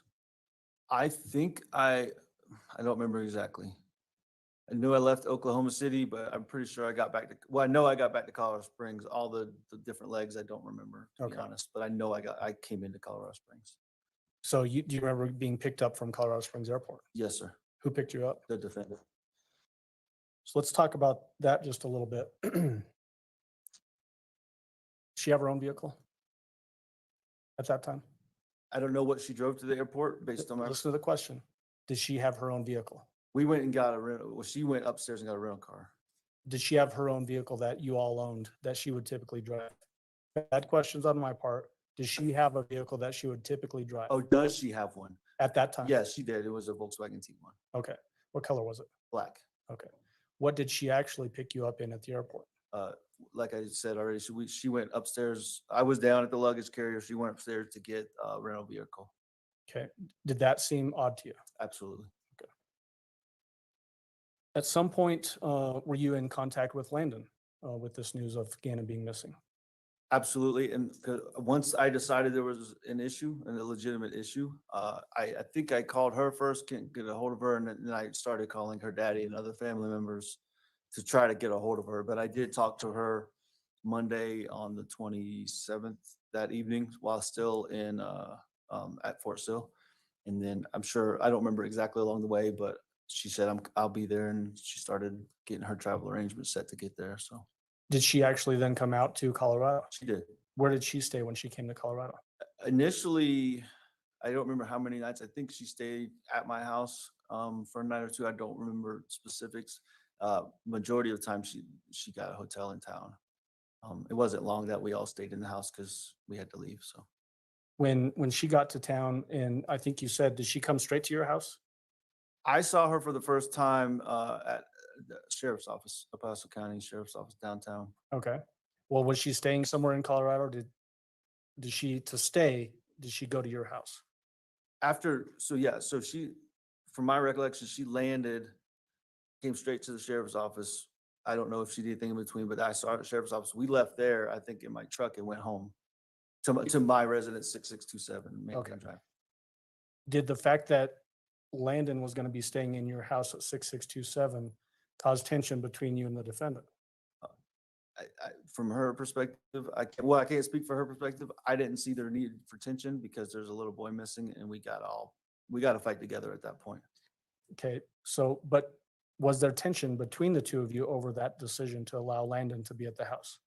I believe it created some tension in her mind. Okay. Yeah. I didn't have that tension. No, sir. I'm just gonna speak to Right. A disagreement though. Did she get mad at you for allowing Landon to be? Yeah, we disagreed on that note. Yes. Okay. At some point then, did that cause the defendant to actually move out of the Mandan Drive house? I'm not asking you for specific days, just a yes or no. I believe that's what she said caused her, the defendant caused her to move out. Yes. I'm going to object at this point. It's unclear if he's just speculating as to what was going on in the defendant's mind, or if this was actually verbalized to him. If it was verbalized to him, I think he needs to testify. If he's just speculating as to what she was thinking, I think it's inappropriate. I agree. I don't think that he can testify as to what she was thinking at the time. He can testify as to what she did. He can testify. So as what to do you she guys said. think And of that's what all I'm the trying to information get that's across coming here. out? And I'm actually asking for a physical thing. Did she physically go to the house and take things out of the house and move out? He did. Absolutely. Roughly when did that occur? Within the first week. Okay. I don't remember exact dates. I'm sure we'll get to that. Okay. And so if we can put up People's Exhibit 26. I wonder if she even went to court, because they were saying she was going to sit in a holding 26 cell. hasn't been admitted yet. Can't tell though. I moved for admission of 21 through Oh, you're right. 31. That's right. Yep. I'm sorry. Whoops. I'm loving the information, but it's like eating dirt What to is watch depicted in it. People's 26? This would have been the defendant's closet in the master bedroom, bathroom area. Looks like it's been emptied out. Okay. So did you move anything out of that closet? No, sir, I did not. Who did? The defendant. There's still some things that were left behind, it looks like. Yes, sir, it appears so. Are those some of the defendant's items as well? It may be hard to tell, but It's hard to tell. I mean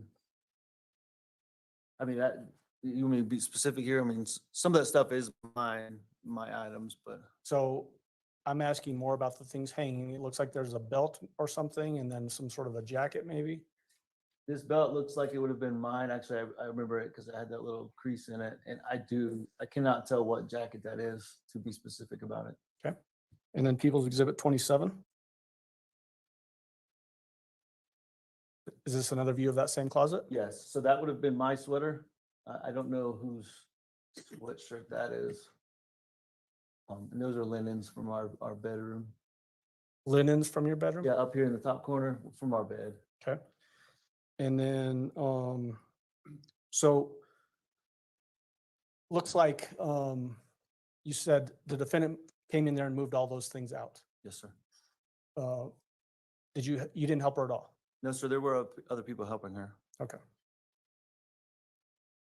And then I want to jump now to People's Exhibit 28. What is this? So this was Harley's room, and the door to Harley's room would have been over in this area, and then that's a door into her closet. Okay. And then People's 29. And that's walking into her closet, it looks like. Her being Harley? Harley, yes, I'm sorry. So the clothes and the shoes and whatnot, is that all Harley's Those are belongings? Harley's shoes, yes, sir. And then when the defendant moved out the week of that 27th, did Harley also move out? Harley did, yes, sir. Let's move on to People's Exhibit 30.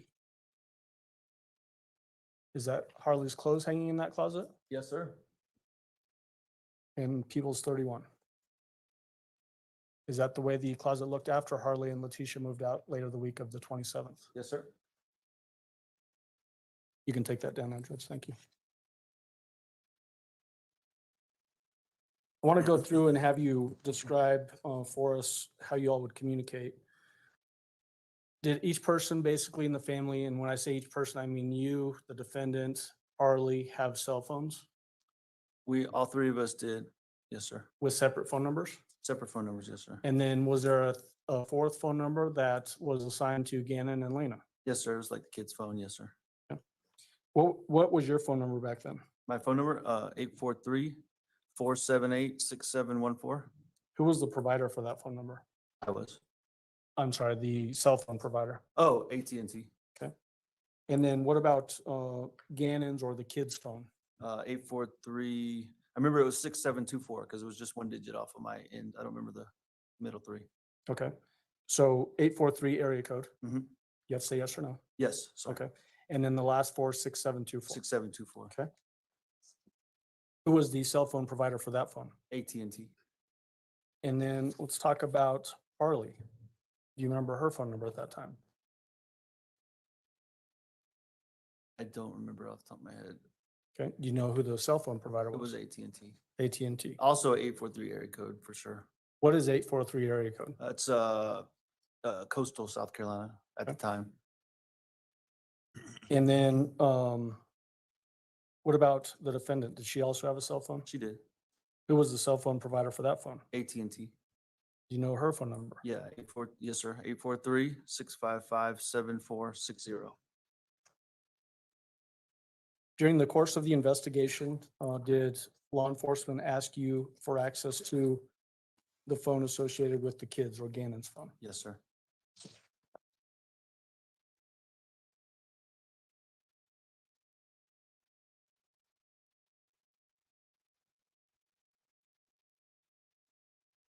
We'll come back to that. We've already talked a little bit about vehicles. What was your vehicle? I had I believe it was 2016, but Nissan Frontier. It was red, had a 6-inch lift on it, some big mud tires. Was it a Titan? No, it was a Frontier. Frontier? Nissan Frontier. And you said what year was it? I believe 2016, either 2015 or 2016. Okay. Who typically drove that vehicle? Typically, I did. Anybody else drive it? The defendant from time to time. Did she like driving it? I don't remember ever enjoying driving it. Okay. And then what about Harley? We saw a picture of it, but that was a white VW Jetta, I think you said? Yes, sir. 2018, I believe. And then what about the defendant? She had, I think it was 2019, but a Tiguan, a black Tiguan with black rims and kind of blacked out tint on her windows. Did you all own that vehicle? No, that was a lease. So now I want to jump back to what we were talking about earlier when she picked you up at the airport. Did she give you a reason? Did she say why she wanted to drive a rental vehicle as opposed to her normal vehicle? Yeah, her reasoning was we would be doing a lot of searching and driving around looking for Gannon, and due to her vehicle being a lease, she didn't want to go over the mileage on whatever those requirements or allotments were. What kind of vehicle did she rent? A little small. I don't remember. I think maybe a Kia. I don't remember exactly what it was, but it was a small little sedan. What color was it? I believe silver. Was it white maybe? Maybe white.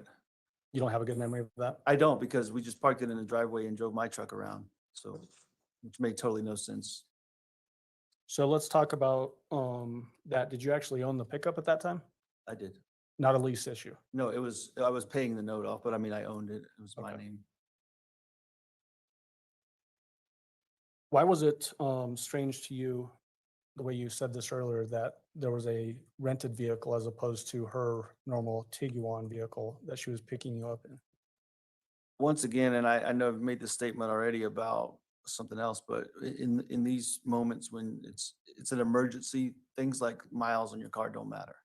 It doesn't matter what car we drive if we're going searching. So it just, and in the moment, I'm just like, whatever, just do what you want. But, but yeah, it didn't make any sense. Did she tell you where the Tiguan was? She did. She said it was, so, because I asked, it brings back to memory, I asked, how did you get to the airport if your car is not here? Well, I parked it at French Elementary School, which is where she was employed. And one of my coworkers brought me, or former whatever it was, one of my coworkers brought me to the airport and dropped me off.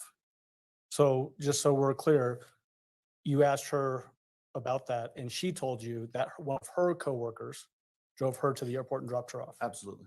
Is French Elementary School close to the Mandan Drive address? I mean, it's on the south end of town, but I mean, it's a couple miles away. Okay. Did you ever drive over to French Elementary School to look for that vehicle? I did. Did you find it there? I did not. Did you find that odd? Absolutely. Let's talk about Gannon's relationship with the defendant. How would you describe that relationship? Trusting. I'm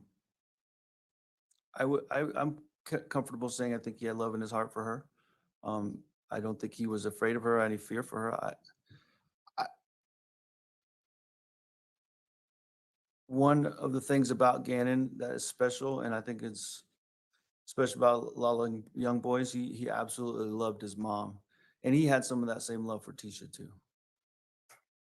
So he was a mama's boy. He was, absolutely.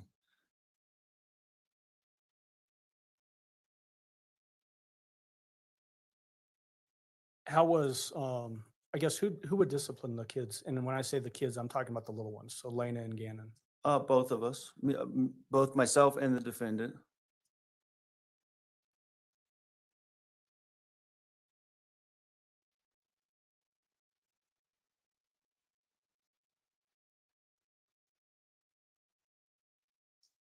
I want to get into now your relationship with the defendant. We talked about how you met her. How would you describe the relationship? Was it a loving relationship? What was it? At what point? Well, let's start at the beginning. Okay. I think loving is a good example. It was fun. It was, as you brought up, I was coming off of a divorce. So yeah, it was fresh. It was new. I had a good time. I didn't have custody of the kids at that point. So we were a little bit more free and, things we could do. How old were Gannon and Lena when you met the defendant? When I met her? Yep. 2 and 5, I believe. I think that's right.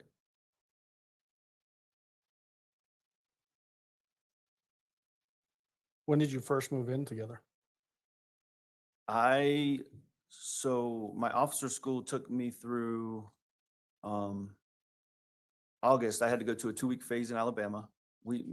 Landon and I sold the house. And it was I think I signed the papers and it sold while I was gone, but right in that same time frame, late July, early August, when I got back is when I might have moved my stuff into where we started renting a house, but I moved in late August.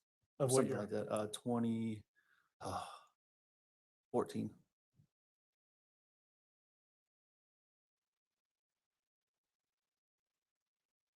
When did you first meet Harley? Earlier in 2014, maybe March.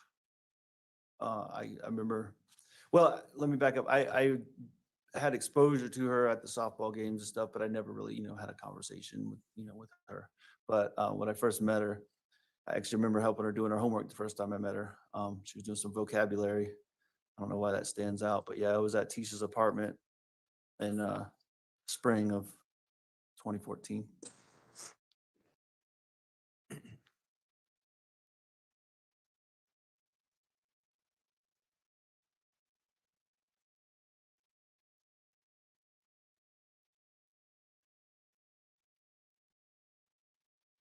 When were you officially commissioned in the National Guard? I took my commission June 9th, 2016. Did you change your duty assignment roughly around that same time? Yeah, I was in National Guards, as you mentioned, is mostly reserve. So before I commissioned, I was enlisted, made it up to Sergeant First Class, E7. And in active guard status, I had to resign my full time in order to take my commission. And then I was in the reserve status for about 8 months, 9 months before I went to Alaska. Okay, so what I'm asking is, did you have to change where you were living and where you were assigned with the National Guard after you took your commission? Not immediately. Did you at some point move to Columbia, South Carolina?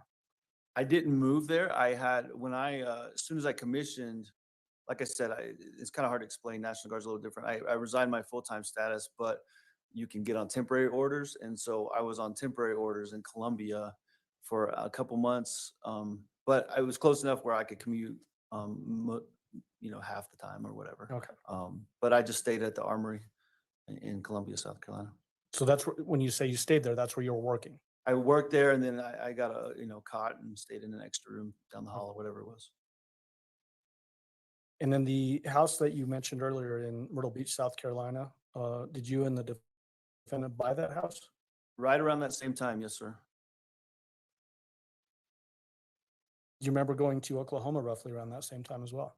I did. I wasn't slated to go until January, and this trip to Oklahoma would have been for 6 months, and this was for my basic officer course, not to be confused with the 2 weeks in 2020.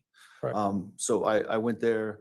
I was slated to go in January, but somebody dropped out, so I was able to go, I think, the end of July, and it took me through December, just shy of 6 months. Did you take either Gannon and Lena with you to Oklahoma for this 6-month period? I did not. At that point, their mother still had majority custody, so but they did come and visit. There was a few holidays or whatever, and I came home a couple of times to visit during that time period. What about the defendant? Did she ever come to Oklahoma to visit? The defendant did, as well as Harley. Did she ever move to Oklahoma during that 6-month period with you? She never moved. I don't remember her staying at maximum a week. I don't even think she stayed that long at any point. Was it that year, 2016, when you learned of the job up in Alaska? I did. While I was in Oklahoma, I learned of that.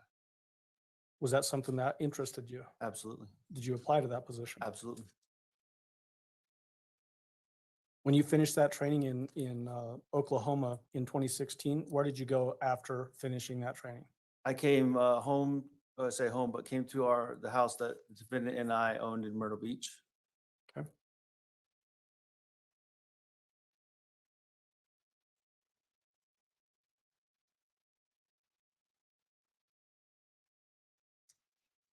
When did you actually get transferred up to Alaska, if you can tell us? Yeah, so I mean, I spoke to this earlier. I came here for schooling. I got here, I think, April 1st, did 2 months here, and then I took the trip with the kids up to Alaska. So I think June 9th or something like that, I got up there. But I was on orders in the Alaska Guard on my way here, and then just in my training. So You said June. What year are we talking about? 2017, once again. Yeah. What was the, I'm a Navy guy, so I don't understand National Guard. Okay. Are they bases, forts? What are they called? Most of the time, your typical National Guard duty is going to be at an armory, like a local reserve center or something. They're all over Colorado Springs. This one is a little different because it was an active guard unit, which is kind of rare in the Guard, but it was at Fort Greely, Alaska. I was stationed and lived on base. So how long were you stationed up at Fort Greely? Just shy of 2 years. Like as I mentioned, I got hired on in March, went to my school here, and then that was 2017, and then February 2019, I was transferred here. Was it roughly around that time that you actually filed for custody of Gannon and Lena? No, that would, I think I actually filed for custody before I left to Alaska. So is that the time period you're talking about? Yeah, so when did you file for custody of Gannon and Lena? So like February or March of 2017. I don't remember specific dates, but it was before I was leaving. Yes, sir.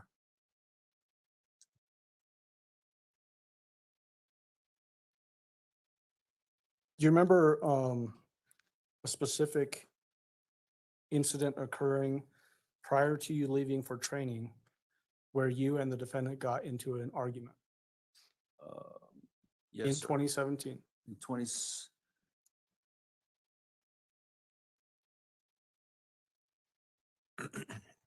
Don't remember. Is there more you can give me?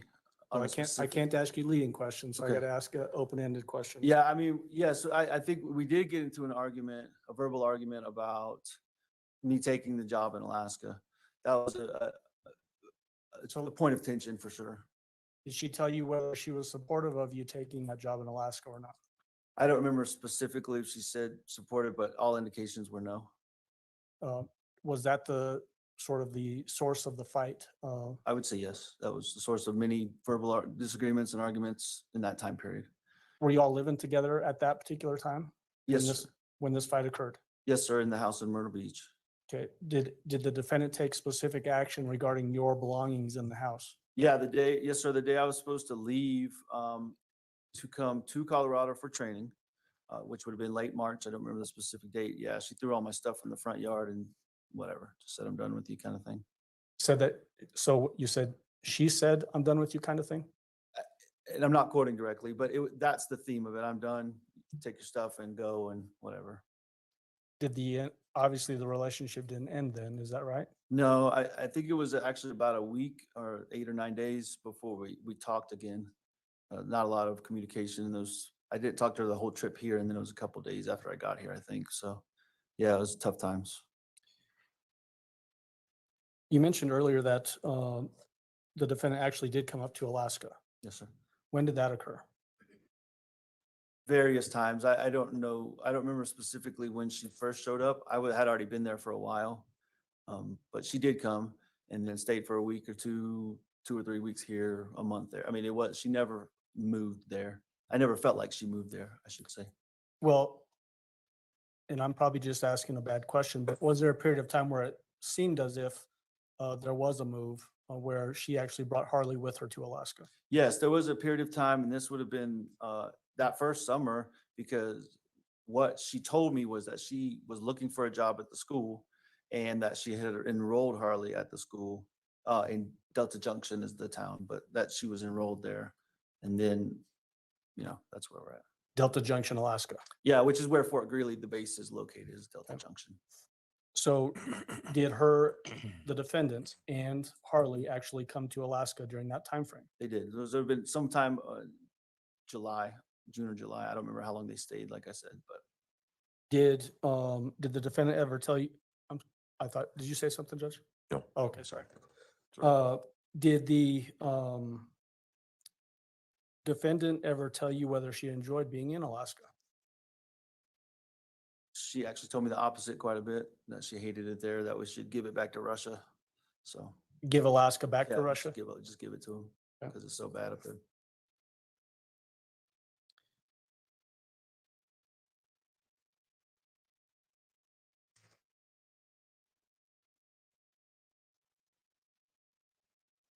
Would the defendant use manipulation on you in your relationship? Absolutely. Objection calls for speculation. Overruled. Go ahead, you can answer. Absolutely. In this time period that we're talking about where you were in Alaska, and she's telling you that she hated it, did she manipulate that situation to try to get you to leave that duty station? Yes, sir. At the end, she did. When you say the end, what do you mean by the end? By the that's what her manipulating a situation is what led me to leave Alaska. When did the manipulation in that regard change or cause you to start to leave Alaska? That specific incident or set of incidents would have been in the fall of 2018. What was the nature of that manipulation? Objection 404B. Council approach, please.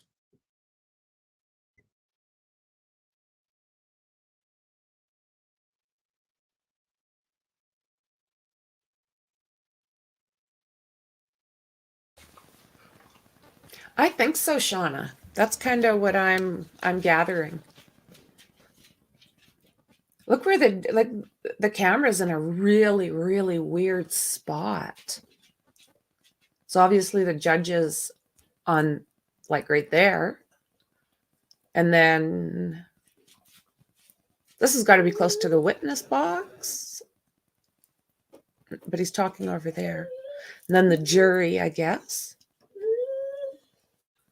But yeah, it's a really strange setup. It took forever to get the volume going on here. Couldn't hear the prosecutor for a while. All you could hear was the defendant and the judge and static. So I think watching it is pretty much dry because we don't get to see a lot. But holy crap, there's been a lot of information. I'm holding my dog's paw. That's what I'm doing right now. She likes to have her hand held. He left his son with the stepmom after saying divorce. Yeah, that's a good question. I'm not really sure.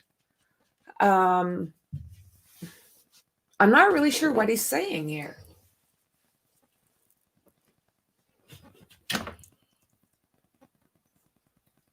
I don't know how that, I don't know that. Why was he with her?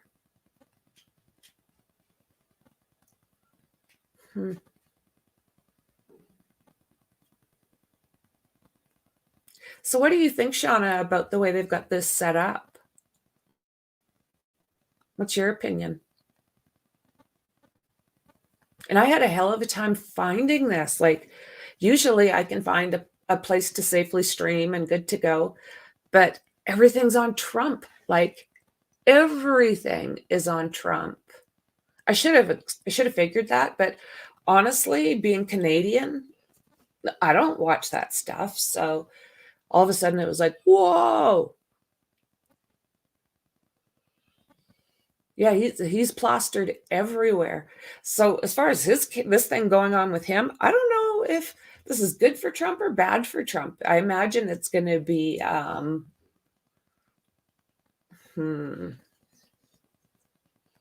I guess it's going to depend on how it ends up, right? What comes out. So yeah, I think the father is military, and they're just now talking about him kind of leaving. So maybe he came back, because how do you do that? Gentlemen, we're going to take a break until about 10:40. Again, do not discuss the case among yourselves. Do not discuss the case with anyone else. Do not do your own investigation about any aspect of this case. And if we can have everyone back in the jury room ready to go at 10:40, we should be able to start on time at that point. All right, for the jury, please. Well, there you go. I don't know, guys. I don't know really what to think of this. Oh, I mean, Dandy, like, what the hell possesses a person to do something like that? Like, that's bad. That's really bad. It's not like she just kind of lost her temper and he ended up falling downstairs or something.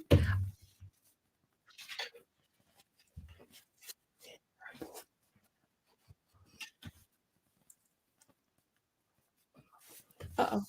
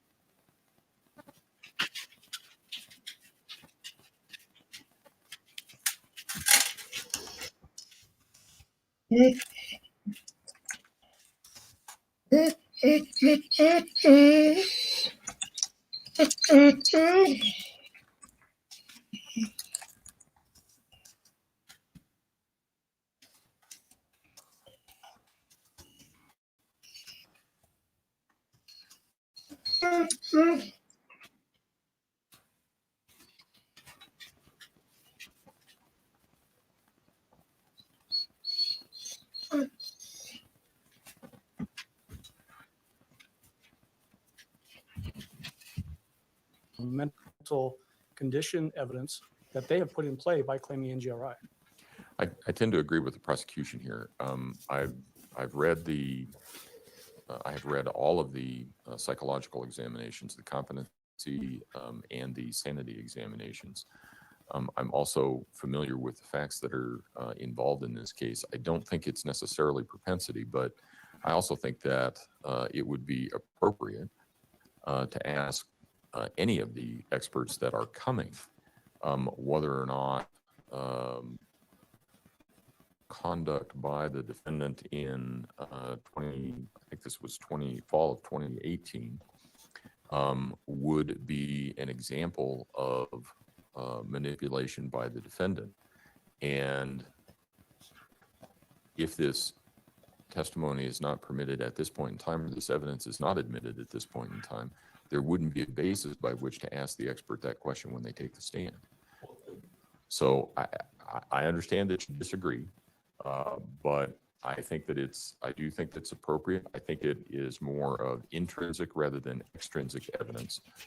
So I am going to allow it. But again, Mr. Stauch will not be permitted to say whether or not he believed that those allegations were false or not. And he can testify as to what happened, how he reacted to it. And we're dealing with a relationship between the people. It has a lot to do with his mental state, Mr. Stauch's mental state at the time that the investigation was going on, based on his history with the defendant. It also has something to do with the way that the defendant may have acted at the time all of this happened, based on her history with him. So I'm going to allow it, and you can do it through leading questions. All right. All right, with that, we will take our break. And so if Ms. Stauch needs a break, we need to do that now. Oh, all right. Thank you, Mr. Cook. All right, court will be in recess. Thank you. Mr. Stauch, you may want to talk to Mr. Allen about what the parameters are. Yes, sir. Thank you, sir. Yes, sir.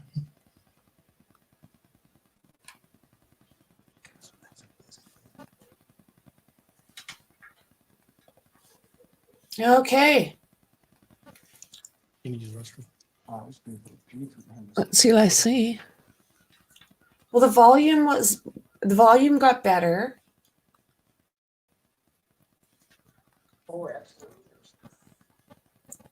Let's see here.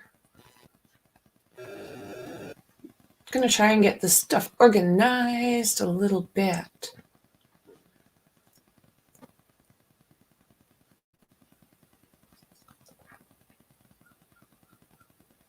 Okay, I'll do that, Mexi. Absolutely. Okay.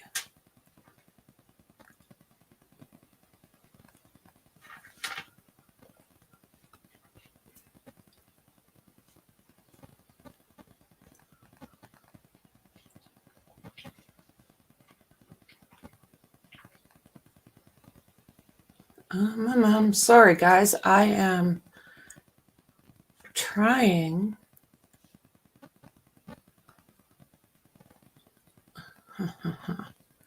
See if there's another stream, but I think they're all going to have the same angle.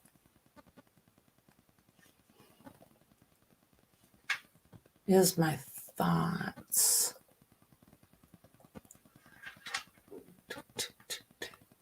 Where do we want to look?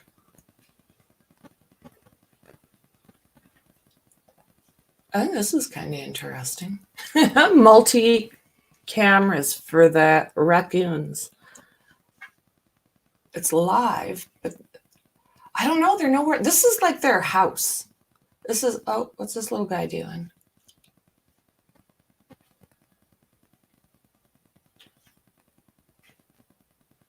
No movement. And I think they're like all live.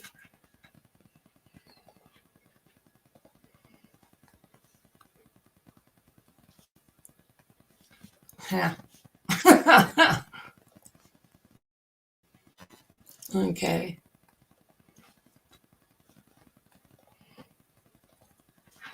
Da, da, da, da, da, da, da.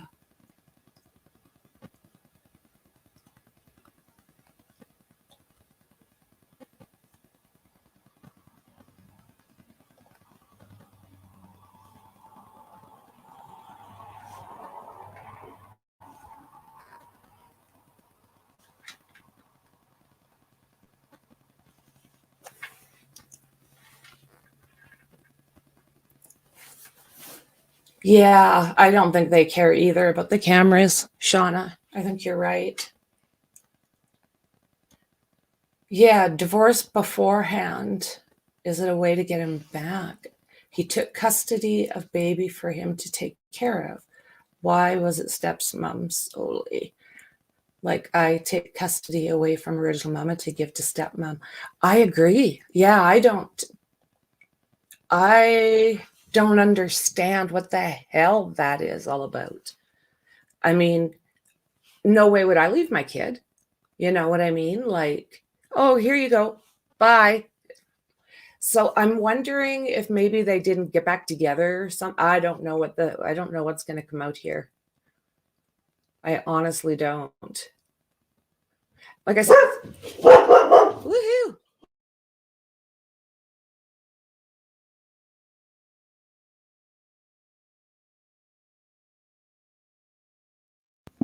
Okay, there was a deer. No.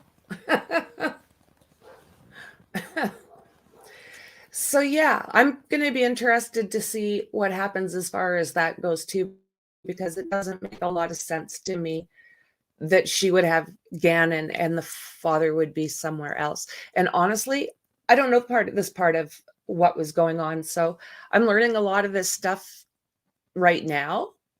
Basically, all my research was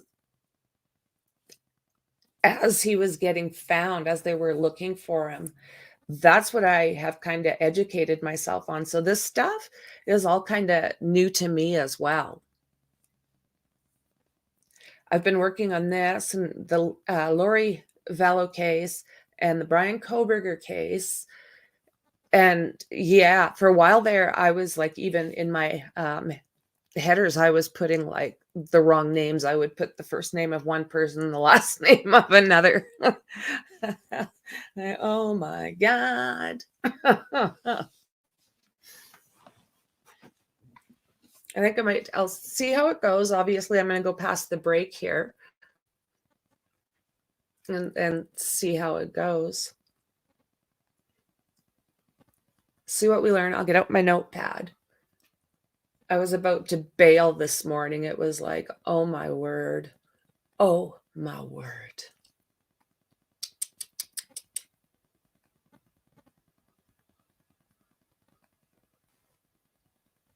So I'll have to see how it goes as far as doing more on Lori Vallow today.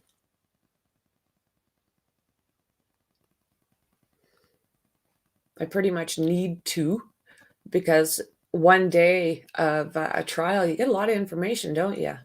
I mean, we're only a little bit into this on the first day of actual trial, and I've learned a lot. A lot of information has come out.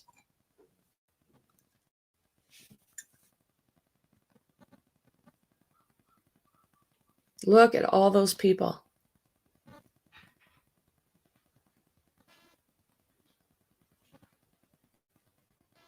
I agree, Dandy.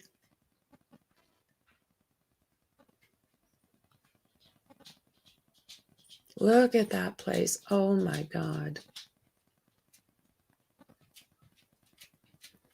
I know what I'll do. Let's go see if I can find, I probably can, Trump. Let's see what's going on with hello.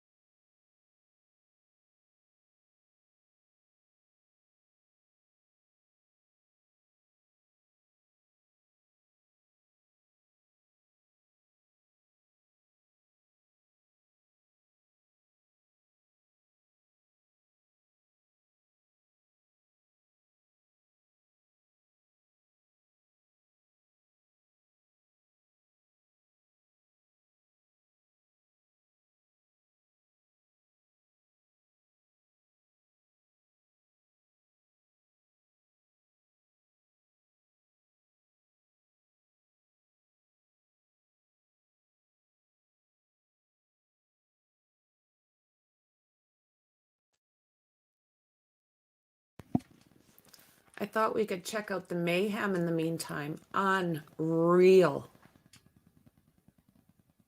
What? What?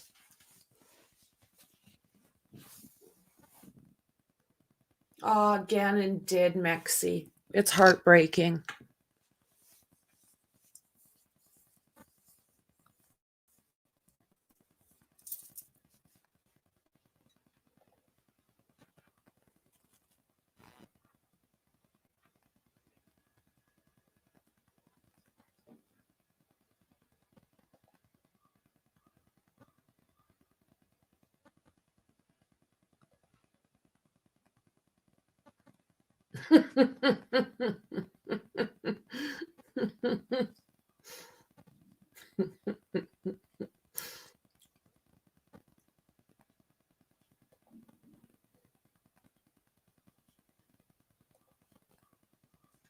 I can't get over this. This is just blowing my mind.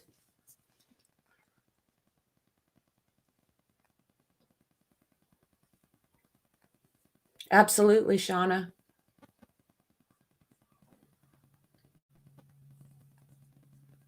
There's a special place in hell for people like that, in my opinion.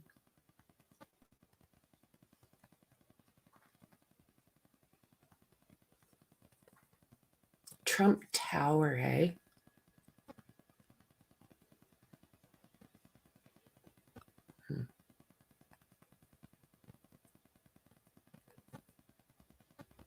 Even in my everyday real life, if I seen someone abusing a child in any way, shape, or form, I wouldn't even think first. I would react. I remember I was young, and there was this guy that was walking past. I was in a condo, and he was walking past, and he had a little guy, I don't know, maybe 5 or 6, and he started to freaking like backslap and be cruel to this kid. Well, I went flying out of the house, and it was like, what the hell are you doing? I lost it. And I know that that's basically not a good thing as far as being dangerous, but I just reacted. It's like, what the hell are you doing? Yeah, you back off the kids. I don't think Trump got hurt. I think what it is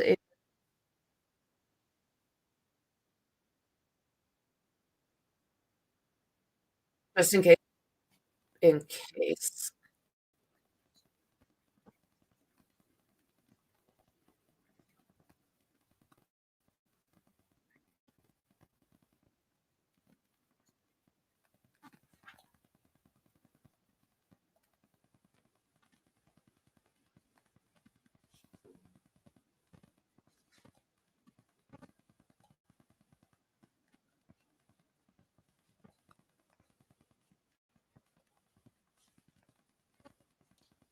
Did that involve a Corporal Jenkins and a Lieutenant Colonel Ortega?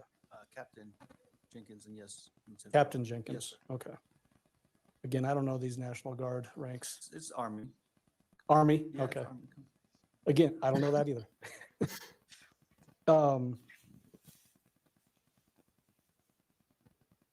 I had asked you before whether she was happy being assigned, having you all living up in Alaska, and I think you said no. Absolutely not. Yes.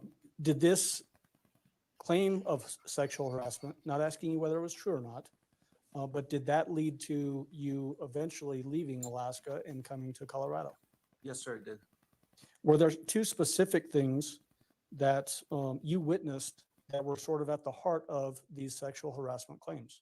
Yes, sir. Did one of those involve Captain Jenkins? Yes, sir.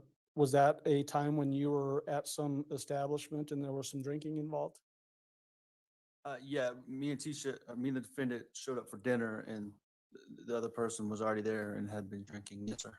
The other person being Captain Captain Jenkins? Jenkins, yes, sir.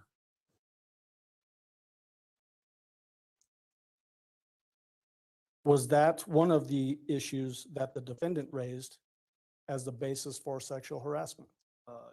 That situation, yes, sir, a comment he had made. Okay.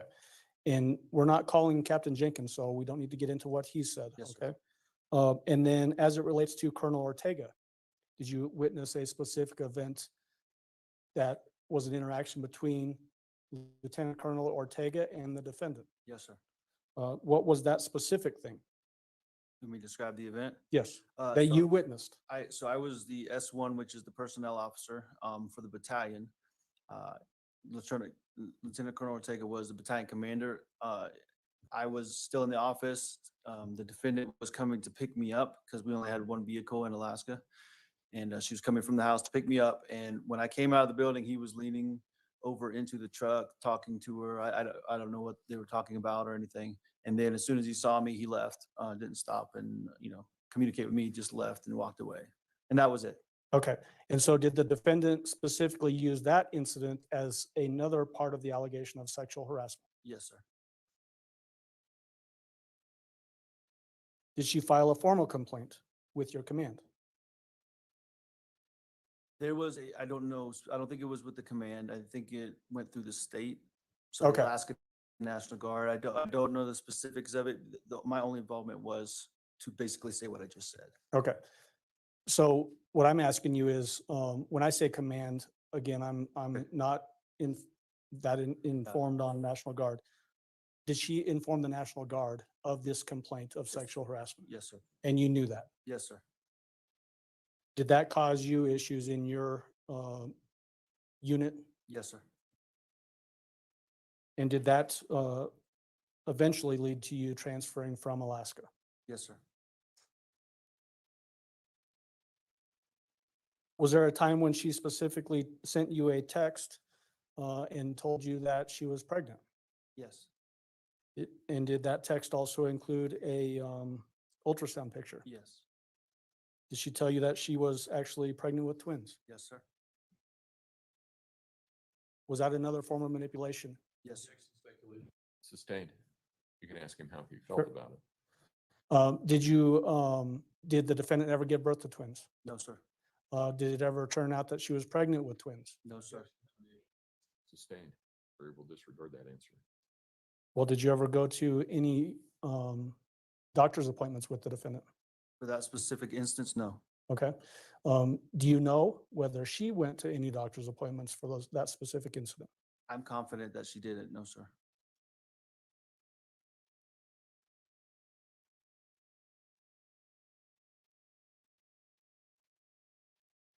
So we talked about the sexual harassment claim and that causing tension in your unit, and that eventually leading to you transferring from Alaska, right? Yes, sir. When did that actual transfer occur? Like I said previously, when I say boots on ground, I arrived here February 15th, I believe, 2019. And I think you had previously said that the defendant preceded your move to Colorado. Yes, sir. When did she leave Alaska? So she wasn't in Alaska. She came to Alaska for a couple weeks or a month, I think in December of, that would have been 2018. She brought the kids with her, that being Gannon and Elena and Harley as well. And then we stayed there. Actually, we stayed in a house on one of the bases, like a temporary house. And then, like I told you, they came ahead of me about a month and a half or so. Okay. So you're saying that they being the defendant and the kids. Yeah, all the names I listed, the defendant, Harley, Gannon, and Elena. Would that have been in January of 2019? I believe they came in January because we did Christmas in Alaska.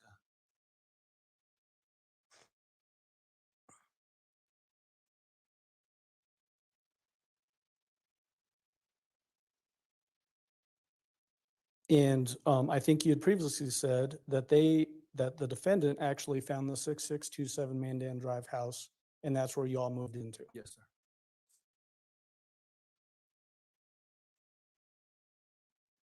You remember the defendant filing burglary allegations in 2019? Yes, sir.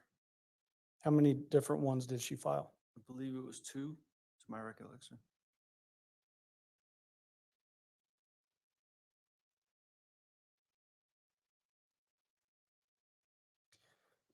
One of those specific claims was a burglary in the fall of 2019, correct? Yes, sir.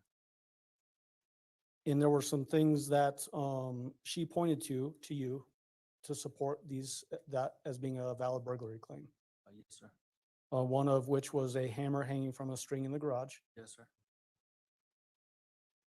That included potentially somebody had maybe got into the attic access in the garage. A squatter is how she referred to it. Was there ever a squatter in your house? No, sir. No one was ever found. Did you have an ammo can in the house? I did, yes, sir. Was it dumped out on the floor and made to look as if someone had rummaged through it?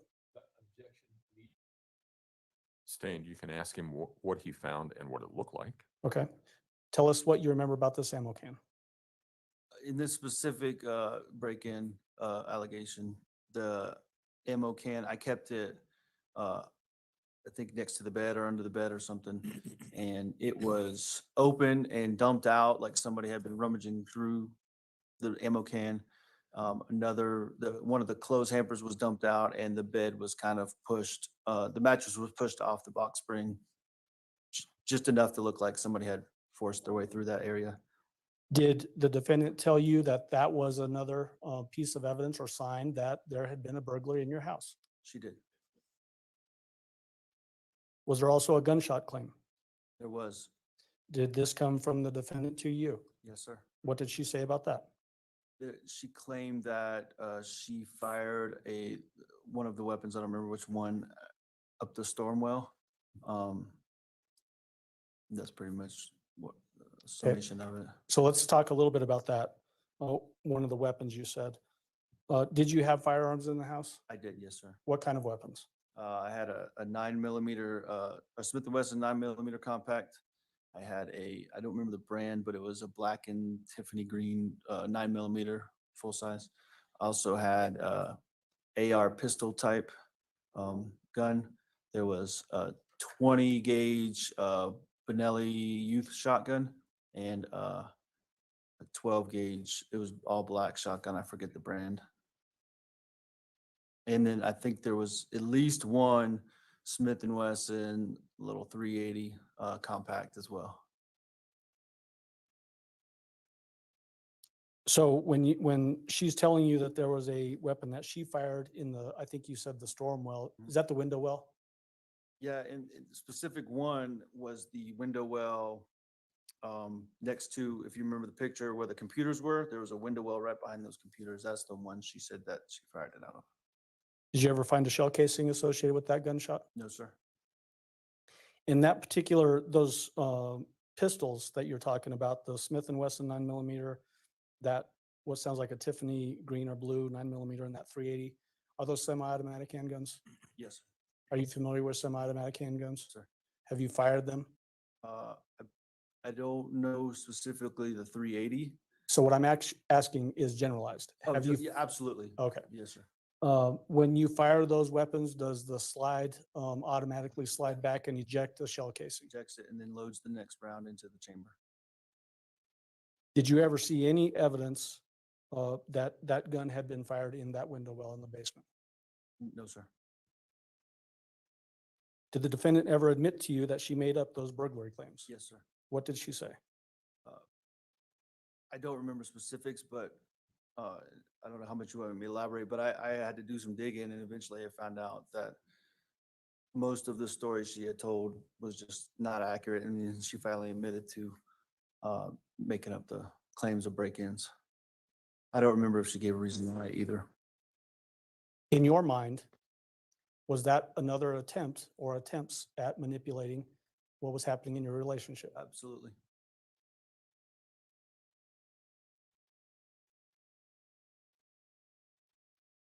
Some point in 2019, did you and the family get into family counseling? Not family counseling. What counseling? Yeah, Gannon and Lena specifically. Okay. What about the defendant? To my knowledge, I don't think she had counseling. Okay. Did she make specific comments to you about Gannon that led to you wanting to get Gannon into this counseling? Yeah, there was two reasons. And do you want me to elaborate on that? Yes. Okay. As long as these are things that she told you as to things that led you to want to get Gannon into counseling. Yes, sir. One of the reasons is the other reason was like I said before, he was a mama's boy, and he both the kids had struggles with, we had a little bit of back and forth of custody issues. So that was part of the reason. The other reason is she made a claim that he was coming after her to some degree. He and her. Gannon coming after the defendant to some degree. And so, once again, twofold mission with the counseling. One, to make sure he's dealing with his, the situation with his mom being apart from her. And then also the counseling should uncover anything else that's going on or any disdain he had for the defendant. Who was the defendant closer to as far as the two little kids? So Gannon and Lena. Lena, undoubtedly. Did you say undoubtedly? Absolutely, she was. Whose idea was it to move Gannon to the basement? It was mine. Okay.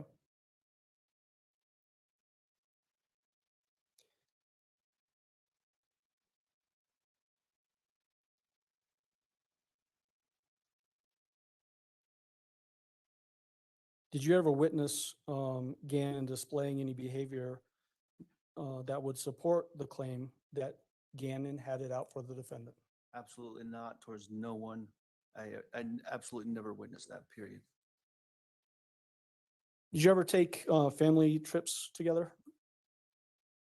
With the defendant and the 3 children? Yeah. Yes, sir. Okay. Specifically, was there a trip in early January of 2020? That would have been just myself and the defendant. Okay. What was that trip? It was to celebrate our anniversary, and we went on a cruise out of Southern Florida.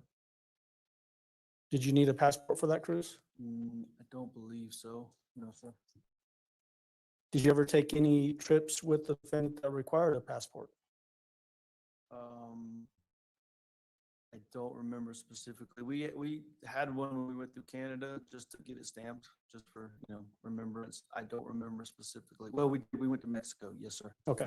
Yep. Sorry, I forgot about that. That's okay.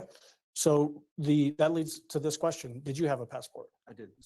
When you said you went to Canada to get it stamped. Mhm. You have to say yes or no. Yes, sir. When you went to Mexico, did you get your passport stamped? Yes, sir. Did you see her with a passport? In Mexico, yes. Did she get that passport stamped in Mexico? I don't remember. I would assume it would have had to been because we went to a resort in Mexico. So, But you know for a fact that she did have a passport. she did, absolutely.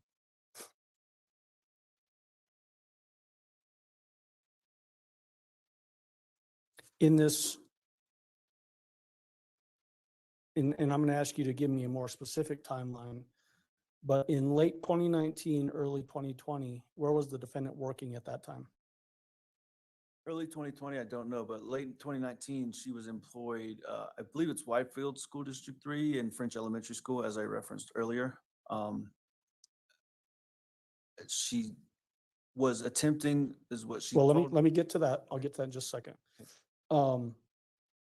So she was working in late 2019 at Whitefield School District. Mhm.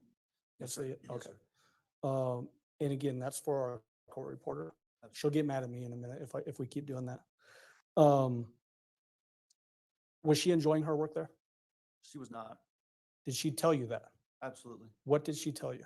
She had a conflict based on her educational status. She had a conflict with a principal where she thought she was more educated and should have more of a leadership role. And then just other stuff surrounding that. I don't remember specifics, but. So let's unpack that a little bit. When you said that she had a conflict because she felt like she was more educated, you mean the defendant felt like she was more educated than the principal? Yes, the defendant. Yes, sir. Did you ever go to French Elementary School? I did. Yes, sir. How many times did you go visit her there? I don't remember exactly, but I would cook lunch and take her lunch for her and her coworkers. And you can elaborate on that a little bit. Just you would go there and take lunch? Yeah, with her and sit and eat sometimes with her. Sometimes I would drop it off. Yes, Did sir. you see her interactions with people at the school? Yes, sir. Did you see any problems with anybody at the school? Not with her, the team that she was always with. That conflict that you described with her and the principal, did that lead to her manipulating, in your mind, getting out of that particular school?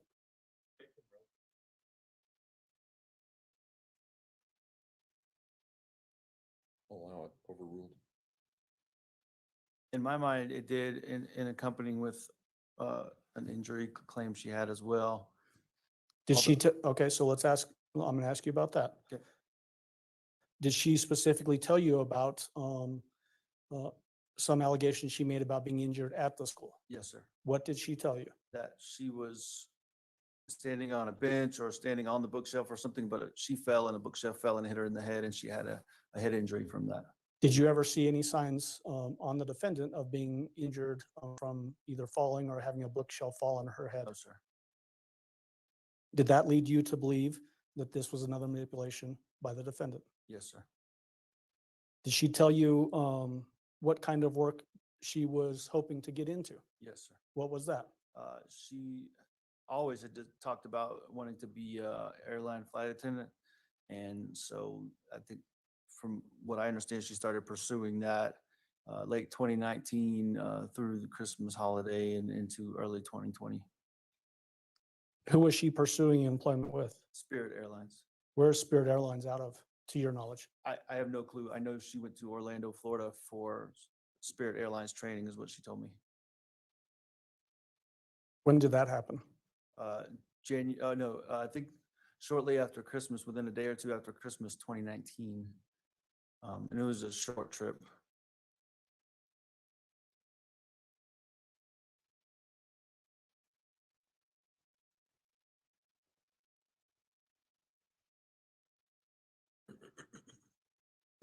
You mentioned earlier when we were first talking about the weekend of January 25th, Saturday, Sunday, January 26th, your mom being in town. Yes, sir. When did your mom get into town here in Colorado Springs? She was here for about a week, if I remember correctly. I don't remember a specific date, but she was there, I think, that whole week. Did she stay in a hotel or at the house? At the house. Where did she sleep? Oh, I don't remember that specific time where she slept. Okay. You mentioned that there was Gannon's bed in his bedroom. Mhm. Let's say yes or no. Yes, sorry. And then there was a second bed in Gannon's bedroom. Yes, And then there was a bed in Harley's bedroom. yes, There was the master bedroom. yes. And then you had couches both downstairs and upstairs. Do you remember, with that in mind, where your mother slept when she visited you in? I still don't, not that Okay. specific visit. Okay. How were you and the defendant getting along during this period of time when your mom was visiting? Not well. How was the defendant interacting with your mom? I think it was fine and peaceful. I don't remember it being there any negativity.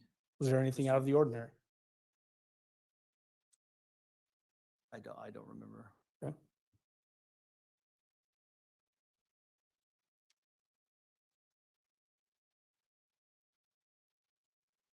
You mentioned going up to DIA on January 25th after having dinner and all that sort of stuff. Is that the last time you saw Gannon alive? Yes, sir. Did you say anything to him?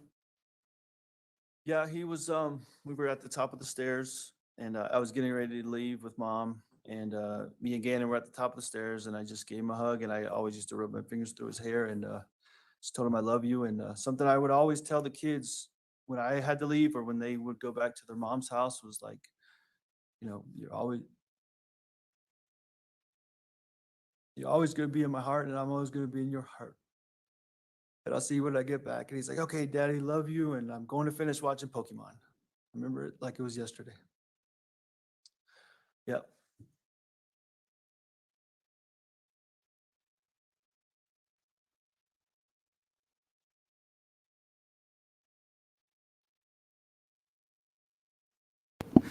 That's heartbreaking. Oh my God. Wow. We got into this a little bit earlier about the phones, and I asked you specifically about the phone that was assigned to Gannon and Lena, and whether law enforcement asked you for access to that phone. Do you remember that? Yes, sir. Your Honor, may I approach? You may.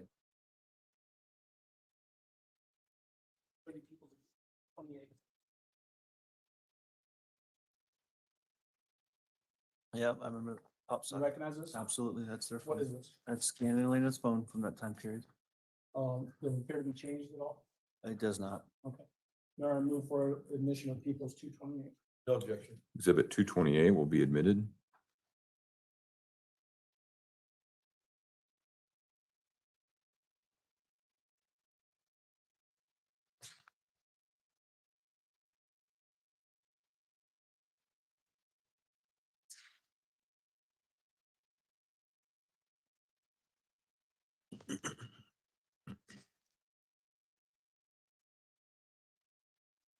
I asked you earlier about when you would take trips together.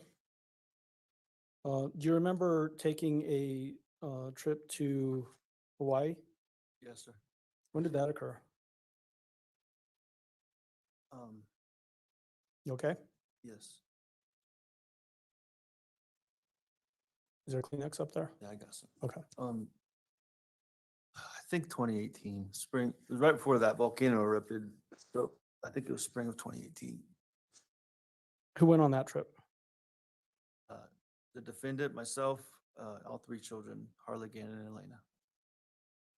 You remember taking a video of Gannon in Hawaii? Yeah, we took multiple pictures and videos. Yes, sir.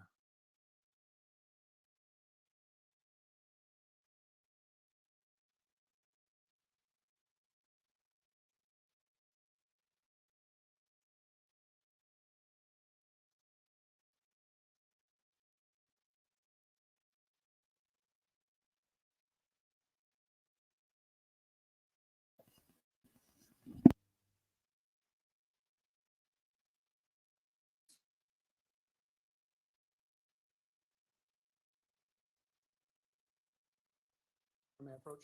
You may.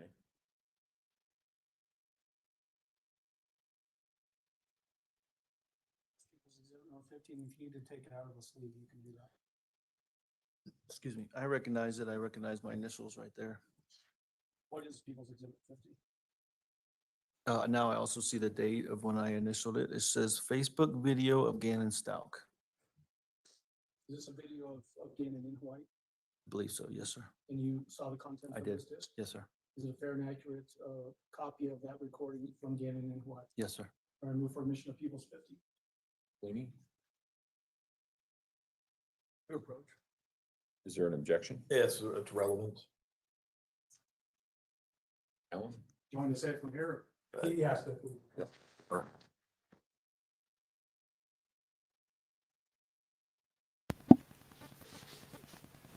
Very polite courtroom.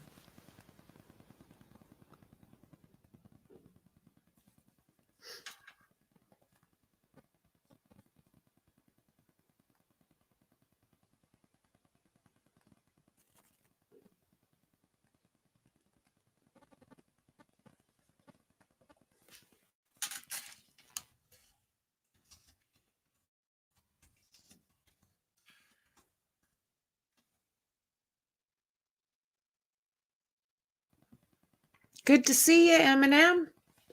I've been checking out your videos. Good job, man. Very good job. Have you been watching this at all? Like other, I don't know, anywhere? It's just set up so weird. I don't know what I think of this yet.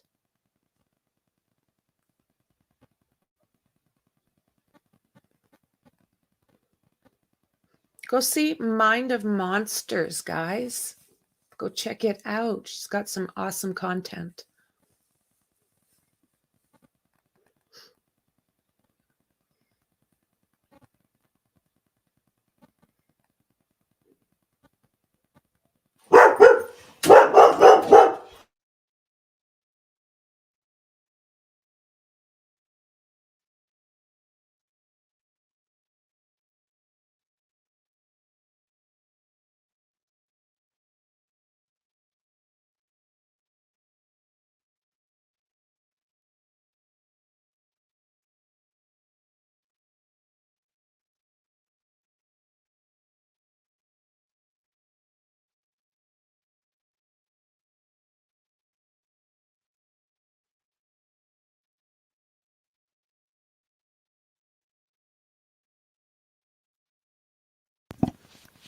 It's their volume, not ours.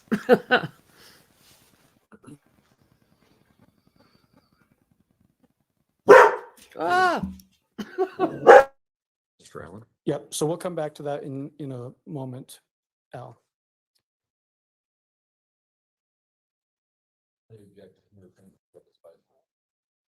Yeah, Mr. Allen, you need to refer to the witness by Mr. Stauch.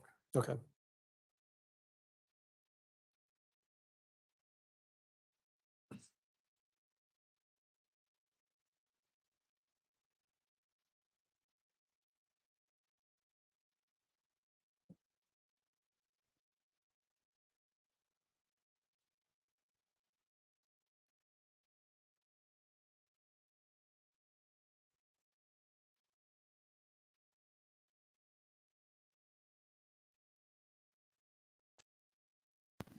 It gets so quiet in there.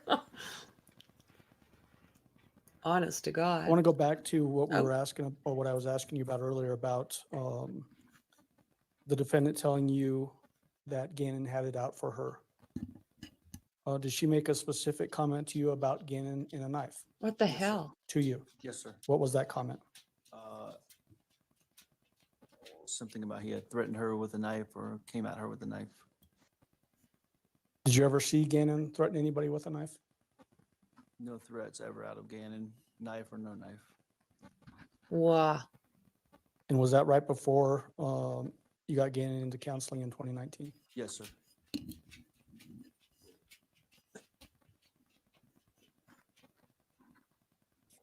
Unreal.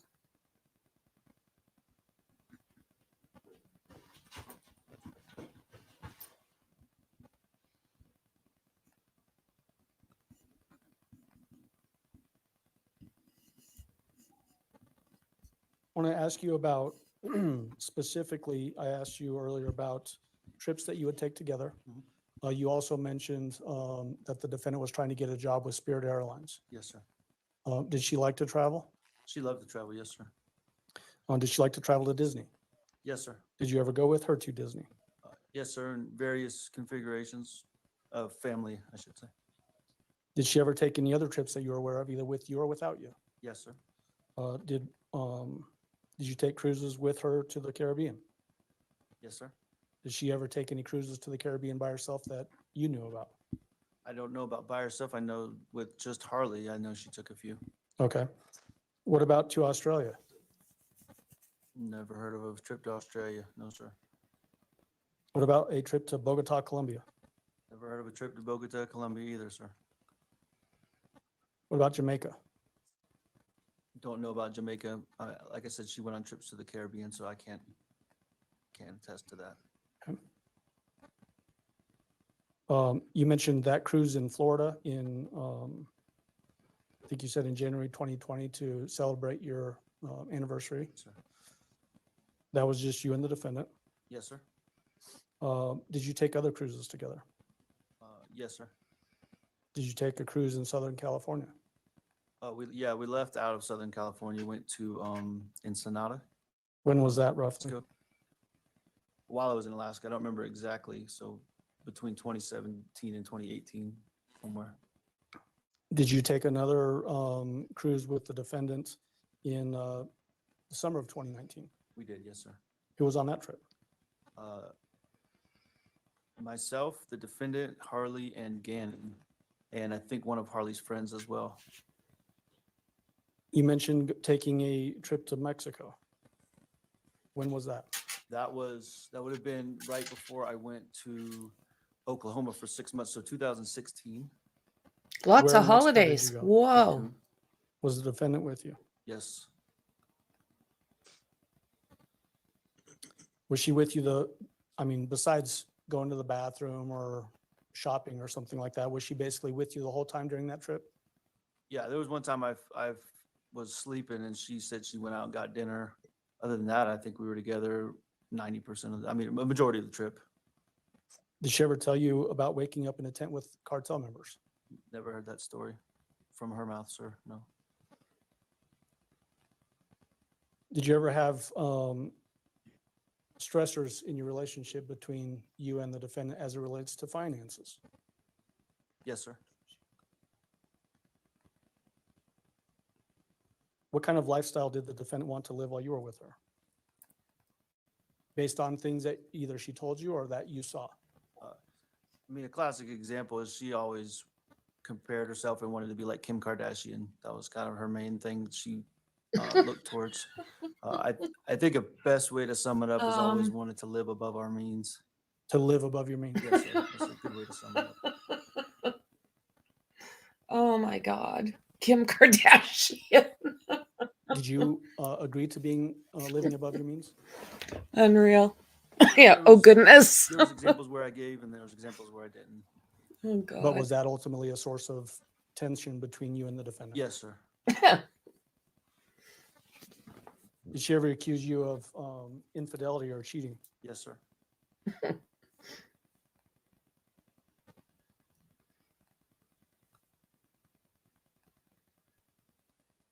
I want to ask you about that storage room. Was it typical that you would keep luggage in that storage room? Yes, sir. Do you remember any specific suitcases that were kept in there? Yeah, there was like a reddish orange one. They had some flowery, I don't know how to explain it, but some patterns on it. There was a large green one. I'd say extra large green one, actually. There was a few smaller, like carry-on size black suitcases. So we had quite a few. Where did the large green one come from? I believe that, well, I know for a fact it came from Landon, which is Gannon's mother, her Aunt Veronica.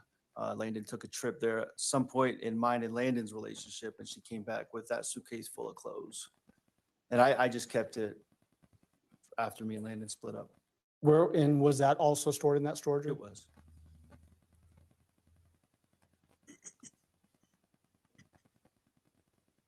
I'm the secondhand Did you ever store use queen. that large green suitcase on trips?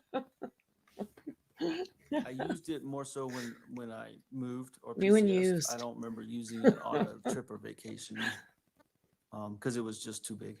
It's more fun. Do you remember being shown a picture of a suitcase under a bridge in Florida? Yes, sir. Did you recognize that suitcase? Yes, sir. What did you recognize it as? That same extra large green suitcase from my house. Unreal. Want to have you flip to People's Exhibit number 48 in that notebook? Unreal.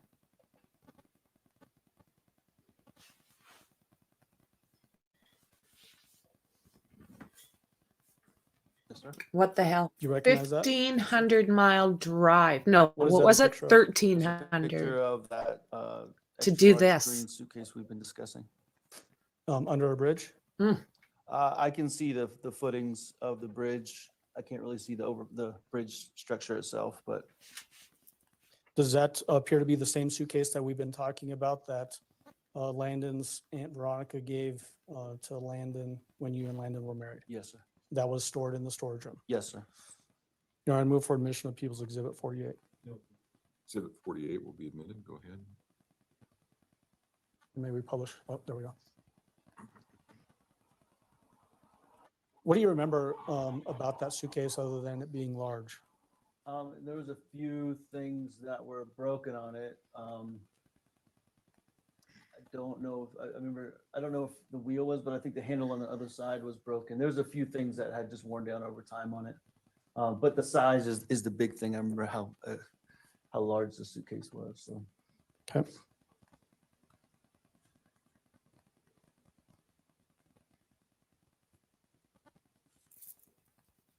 All right. All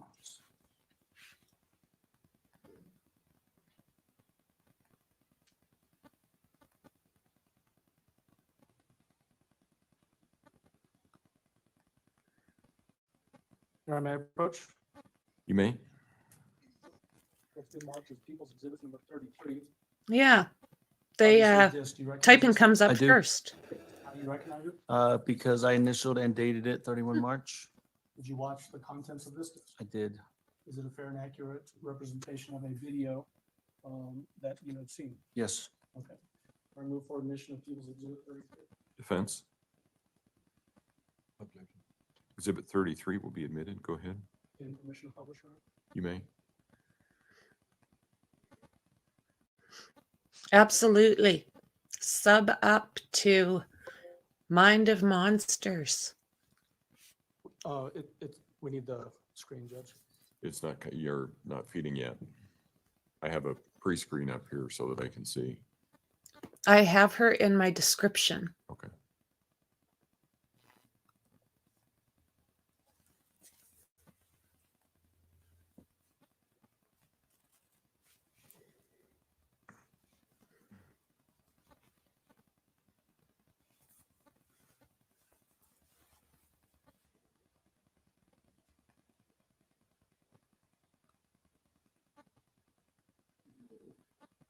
Two, I just don't know what to do.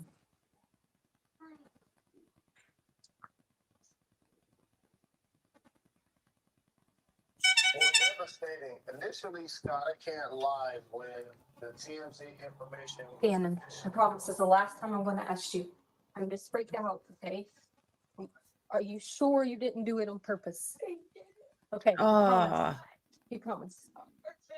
Pinky promise. oh my Okay, frick. all right, so listen. Ooh. All right, we're gonna have to sell stuff to fix it. Okay, so we figure out what we gotta sell. We can sell the sofa. We can sell Oh my God. whatever, because we gotta get it fixed. So, lady, don't be mad at us and kick us out of the house. Okay, Oh my goodness. you got it. You got it. I'm just worried about my Okay, shh. Listen. So tomorrow, Oh my God.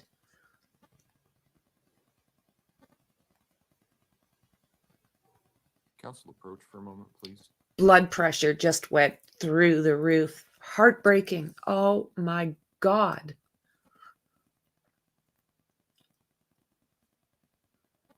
Ugh.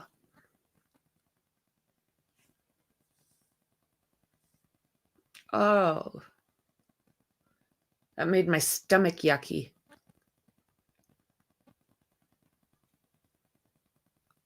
Want to go through there all the way back and like squeeze them. Evil, evil, evil.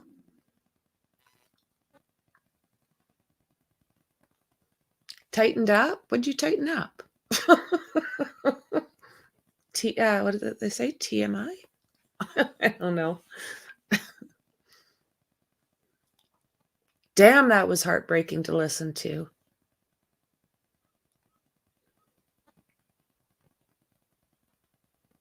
Wow.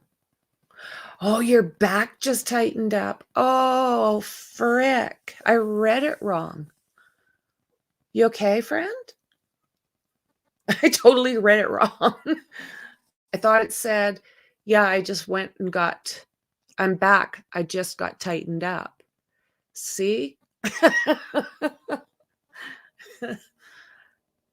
Oh, no.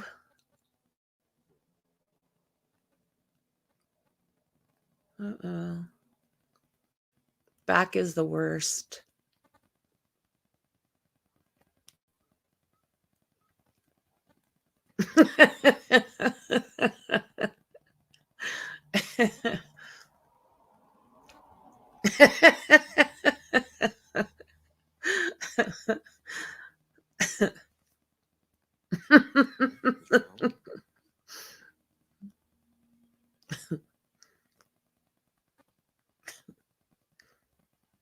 two, I just don't know what to do. Ew, ew, ew.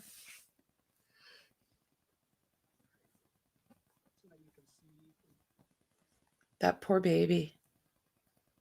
That's Lena, absolutely. And then the email voice that you hear on that recording, who is that? Tisha, excuse me, the defendant. And then the other voice that you hear towards the end, whose voice is that? Those are the last words I ever heard Gannon speak.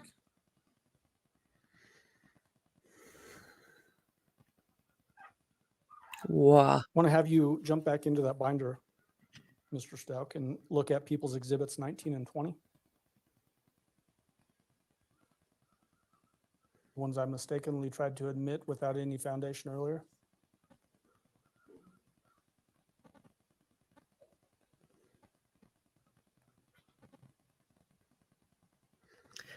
I've never been on a jury. You recognize those? 19 and 20, yes, sir. Have you guys? Are those, well, what are they? Those are two different angles, pictures of Gannon in his bed.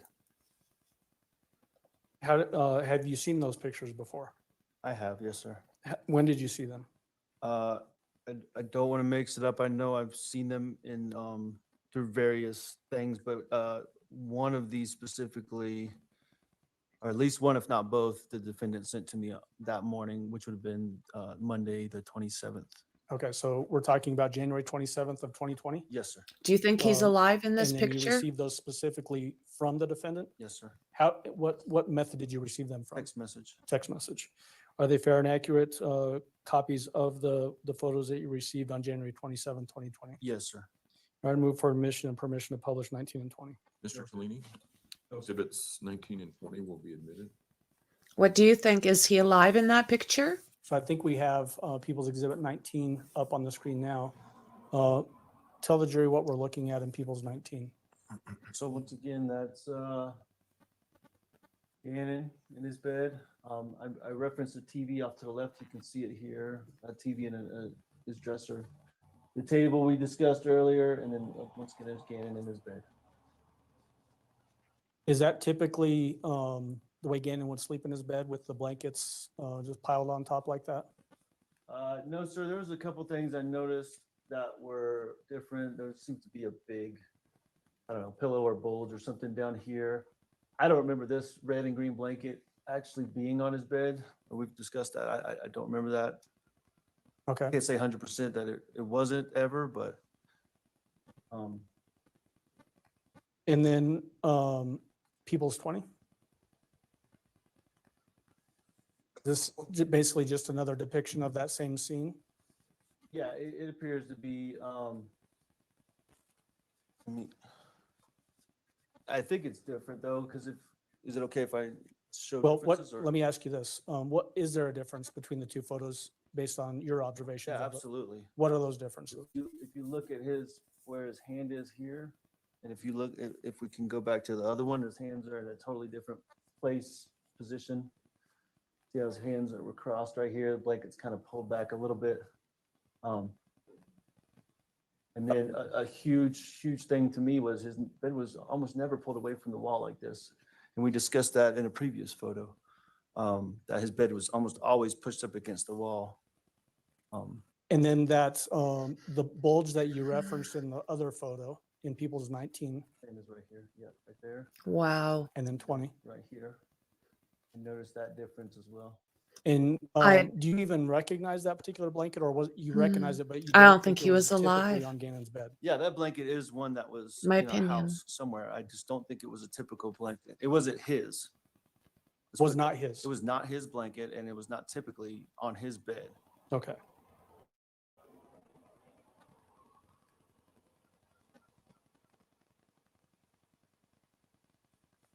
You can take that down for now. Wow. That poor dad. Oh my word. I want to jump back, Mr. Stauch, to when we were talking about your trip to Hawaii in 2018. And I previously showed you People's Exhibit number 50, which was that disc. I think I might have left it up here. Let me check, actually.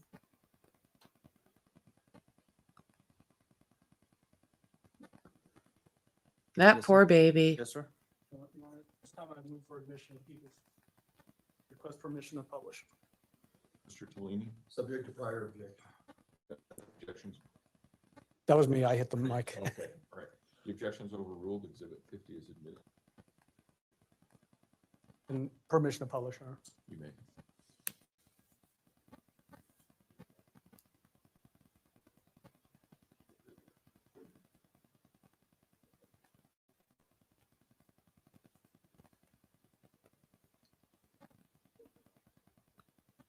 So before we start playing People's Exhibit 50, who do we see boy. on screen there?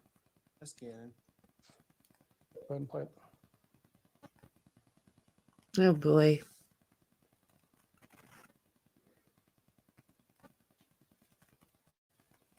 Guys, where are you at? In Hawaii, go.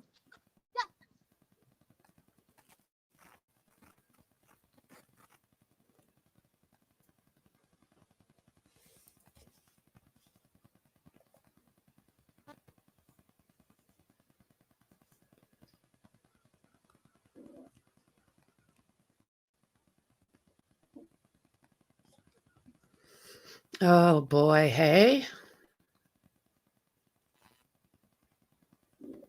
It literally makes my belly flop. When you got back from Oklahoma, Mr. Stauch, did you participate in searches for Gannon? Tell the jury about what you did to look for Gannon. The first day, which would have been Tuesday, 28th, left the airport and then came home and just got somewhat organized. And then there was a story about Gannon running away or walking away. And there was somebody said they might have seen him at a gas station in Fountain. And So let me ask you specifically. You don't know whether that was a true statement or not, correct? In the moment, I didn't.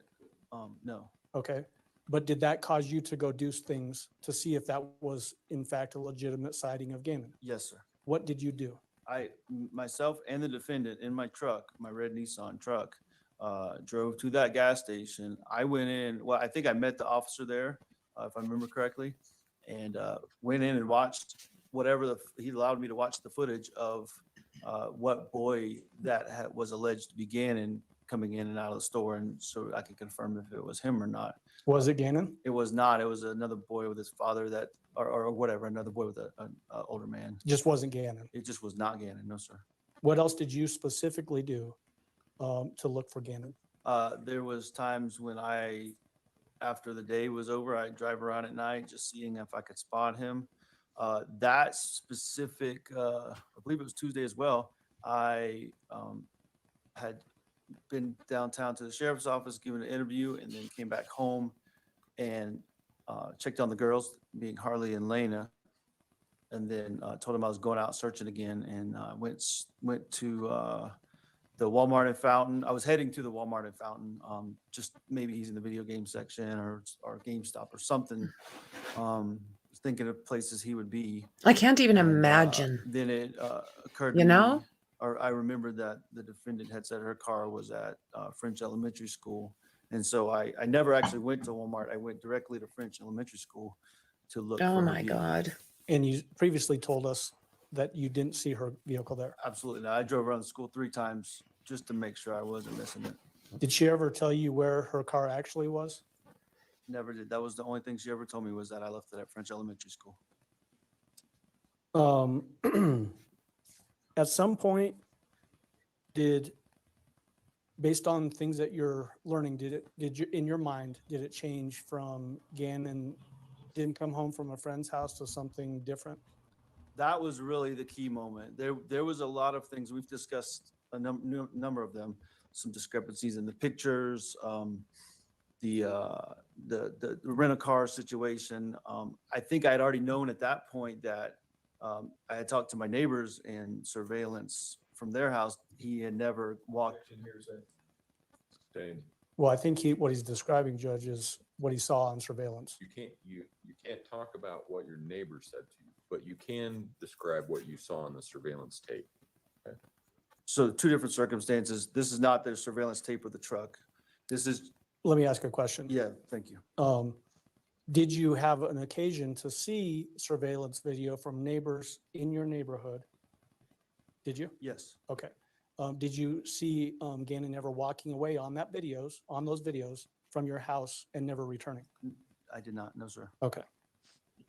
So back to. So, well, I have okay. to ask a question. Okay.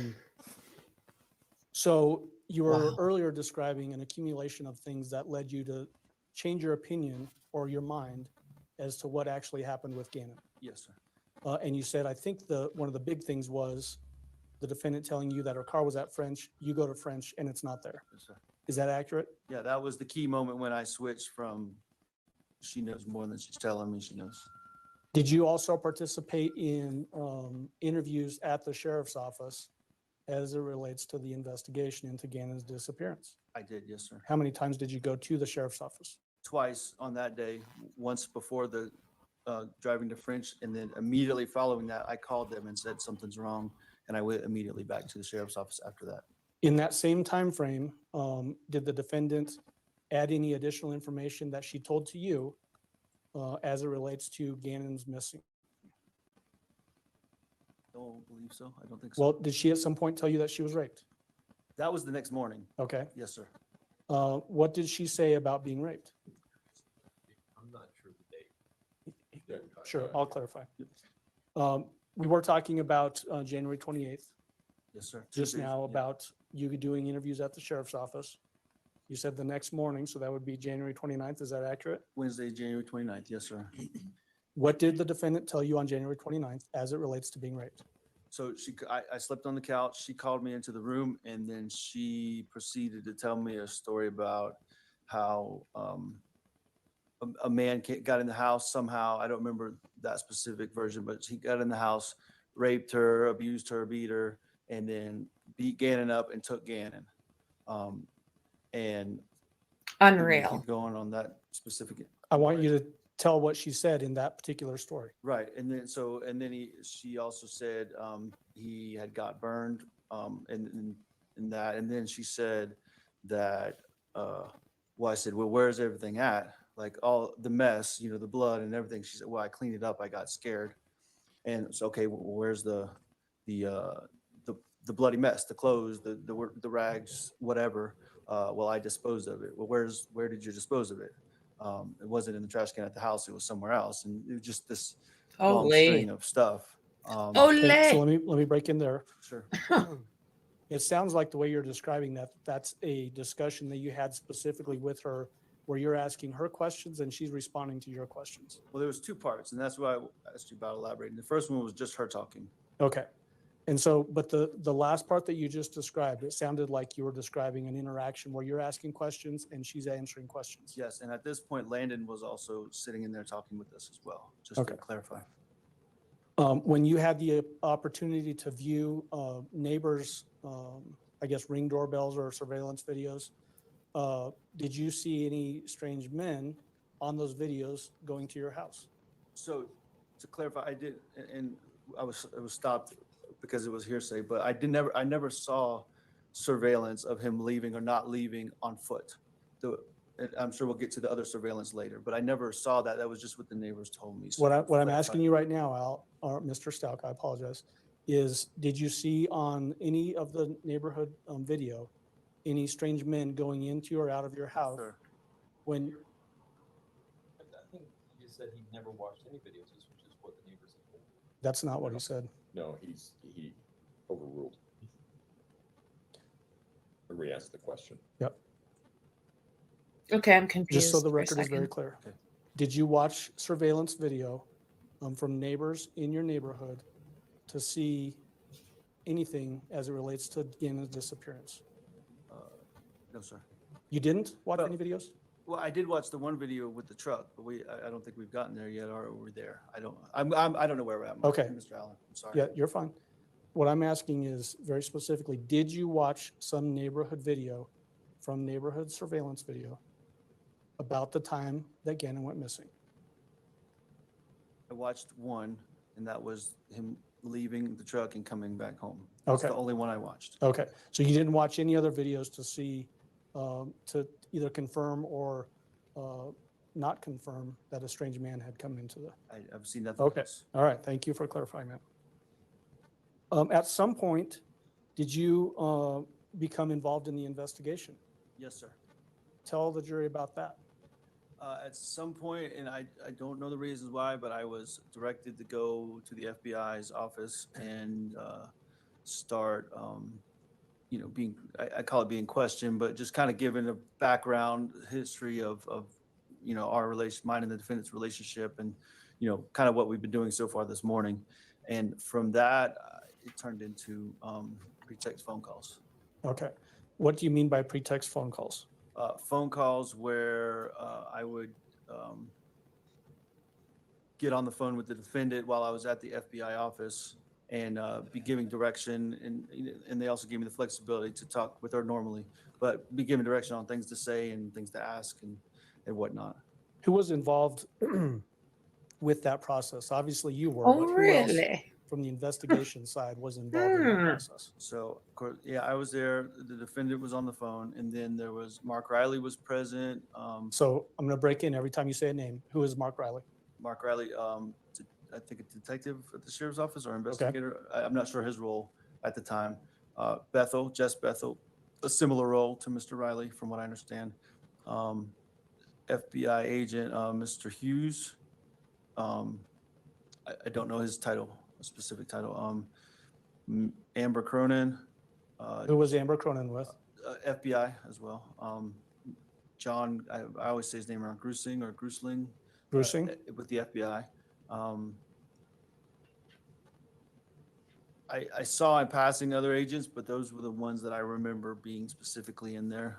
There may have been others. I don't remember specifically. Do you remember maybe like this agent back here, Andrew Cohen? I remember him walking around a lot. I don't remember him being specifically with me on any of the phone calls. I may be wrong about that, but. Would these phone calls originate sometimes by you calling the defendant and other times where the defendant would call you? Yes, sir. How do you know that it was the defendant on the other end of that phone? I recognized her voice, and we would always talk about something relevant that would, I would know it was her, whether it was Gannon or something about our relationship or our life in general. Would you also in those conversations talk about specifics to the investigation? Yes, sir. Would the FBI agents or the sheriff's office agents, detectives, pass information to you to specifically ask the defendant? Yes, sir. On some of those recorded phone calls, can you actually hear people whispering to you? Yes, sir. Okay. And Judge, what I intend to get into next is admitting discs and then playing those discs. Some of these phone calls are pretty long. I don't know if you want to go through the admission now and then we can do that other process when we get back, or.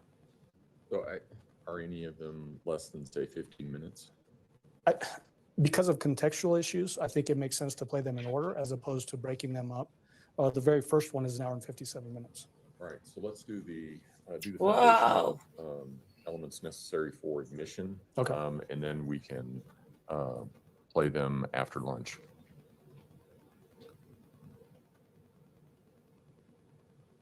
And probably just admit all of them at the same time. Yep. And then go from there.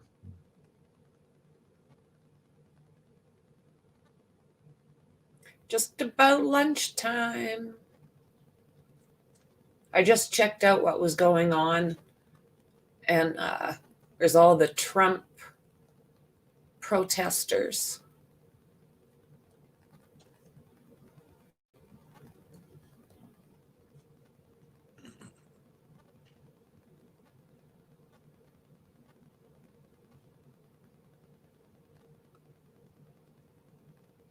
And so for the record, Judge, what I'll be showing him for admission is People's Exhibits 35, 36, 37, 38, 39, 40, 51, 52, 53, 54, 55, 56, 57, 58, and 59. Okay. May I approach the witness, Your Honor? You may go ahead. I can stand up here with this. Yeah, that's fine. People's Exhibit 35, obviously a disc again. Do you recognize it? To the front of it. Yes, my initials and the date. Have you had a chance to listen to this recording that's on this disc? Yes. Is it a fair and accurate representation of that phone call? Yes, sir.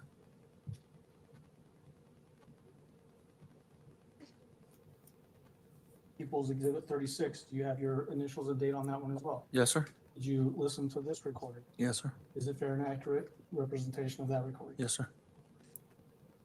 People's 37, are your initials and date on this? Yes, sir. Have you had a chance to listen to this item? Yes. Is it a fair and accurate representation of that recording? Yes. equals 38. Hmm. Do you have your initials and date? Yes, sir. Have you listened to the contents of this disc? Yes, sir. Is it a fair and accurate representation? Yes, sir. 39. Do you have your initials and date? Yes.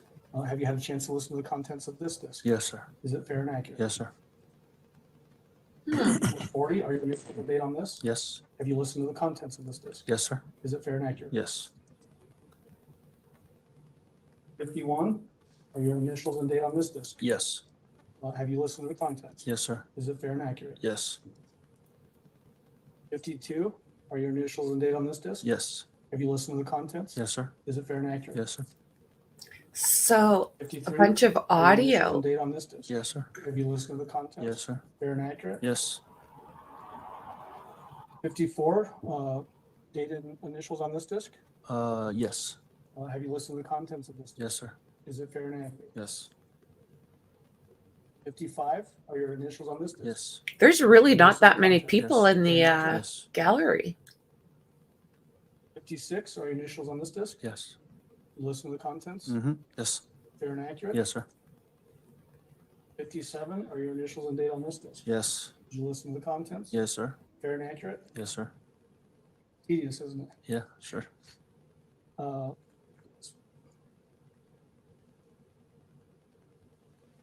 Your initials and date on this disc? Yes, sir. Have you listened to the contents? Yes. Is it fair and accurate? Yes, sir. You didn't identify that one. Oh, I'm sorry, 58. Thank you. Go ahead. And then 59. Initials and date? Yes, sir. Have you listened to the contents? Yes. And is it fair and accurate? Yes, sir. This time I move for admission of those exhibit numbers. I can reread them, or if you have them. I have them, Mr. Tellini. All right, exhibits 35, 36, 37, 38, 39, 40, 51, 52, Whoa. 53, 54, 55, 56, 57, 58, and 59 will be admitted. That's a lot of recordings. Council approach, please.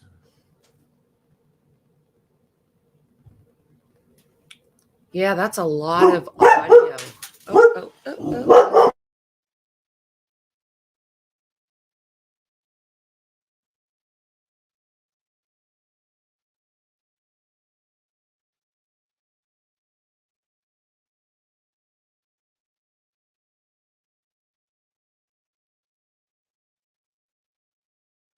All right, ladies and gentlemen, I think you know where this is going and what my conversation was about.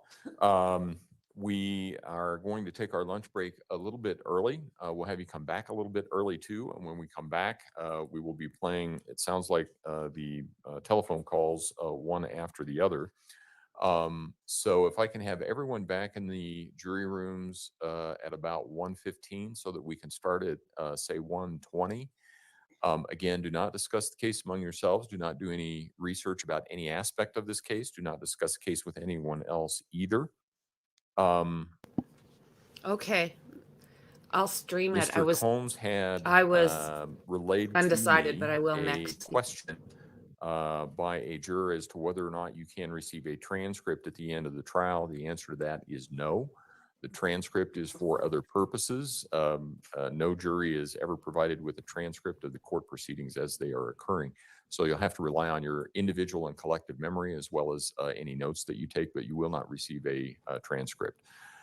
So with that, I think it's still a nice day. We're not to tomorrow yet when it's not supposed to be. So if you want to take a walk around the courthouse, something like that, that would be a good thing to do. Again, you already know where all of the eating joints are here in Colorado Springs, and we'll see you back at about 1:15. All rise for the jury, please.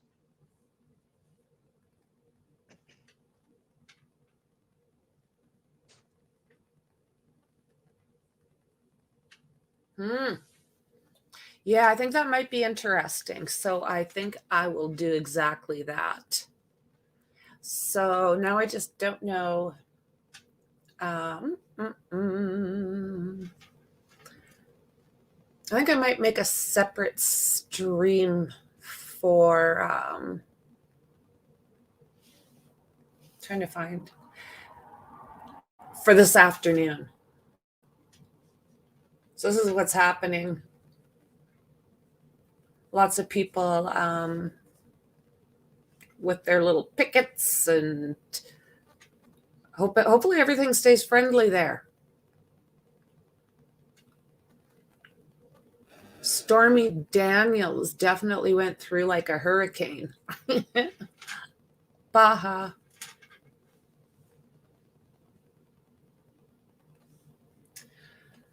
Well, what to do? I will actually, what will I do here, guys? Yeah, I'm going to jump off and I'll start a new stream not very long from now and we'll watch some of this action. And yeah, I don't want to do like a 9-hour stream. So guys, I am going to say thanks for hanging out with me. Come join me. Come join me this afternoon. I'd love to have you guys there. Okay. Bye for now, friends.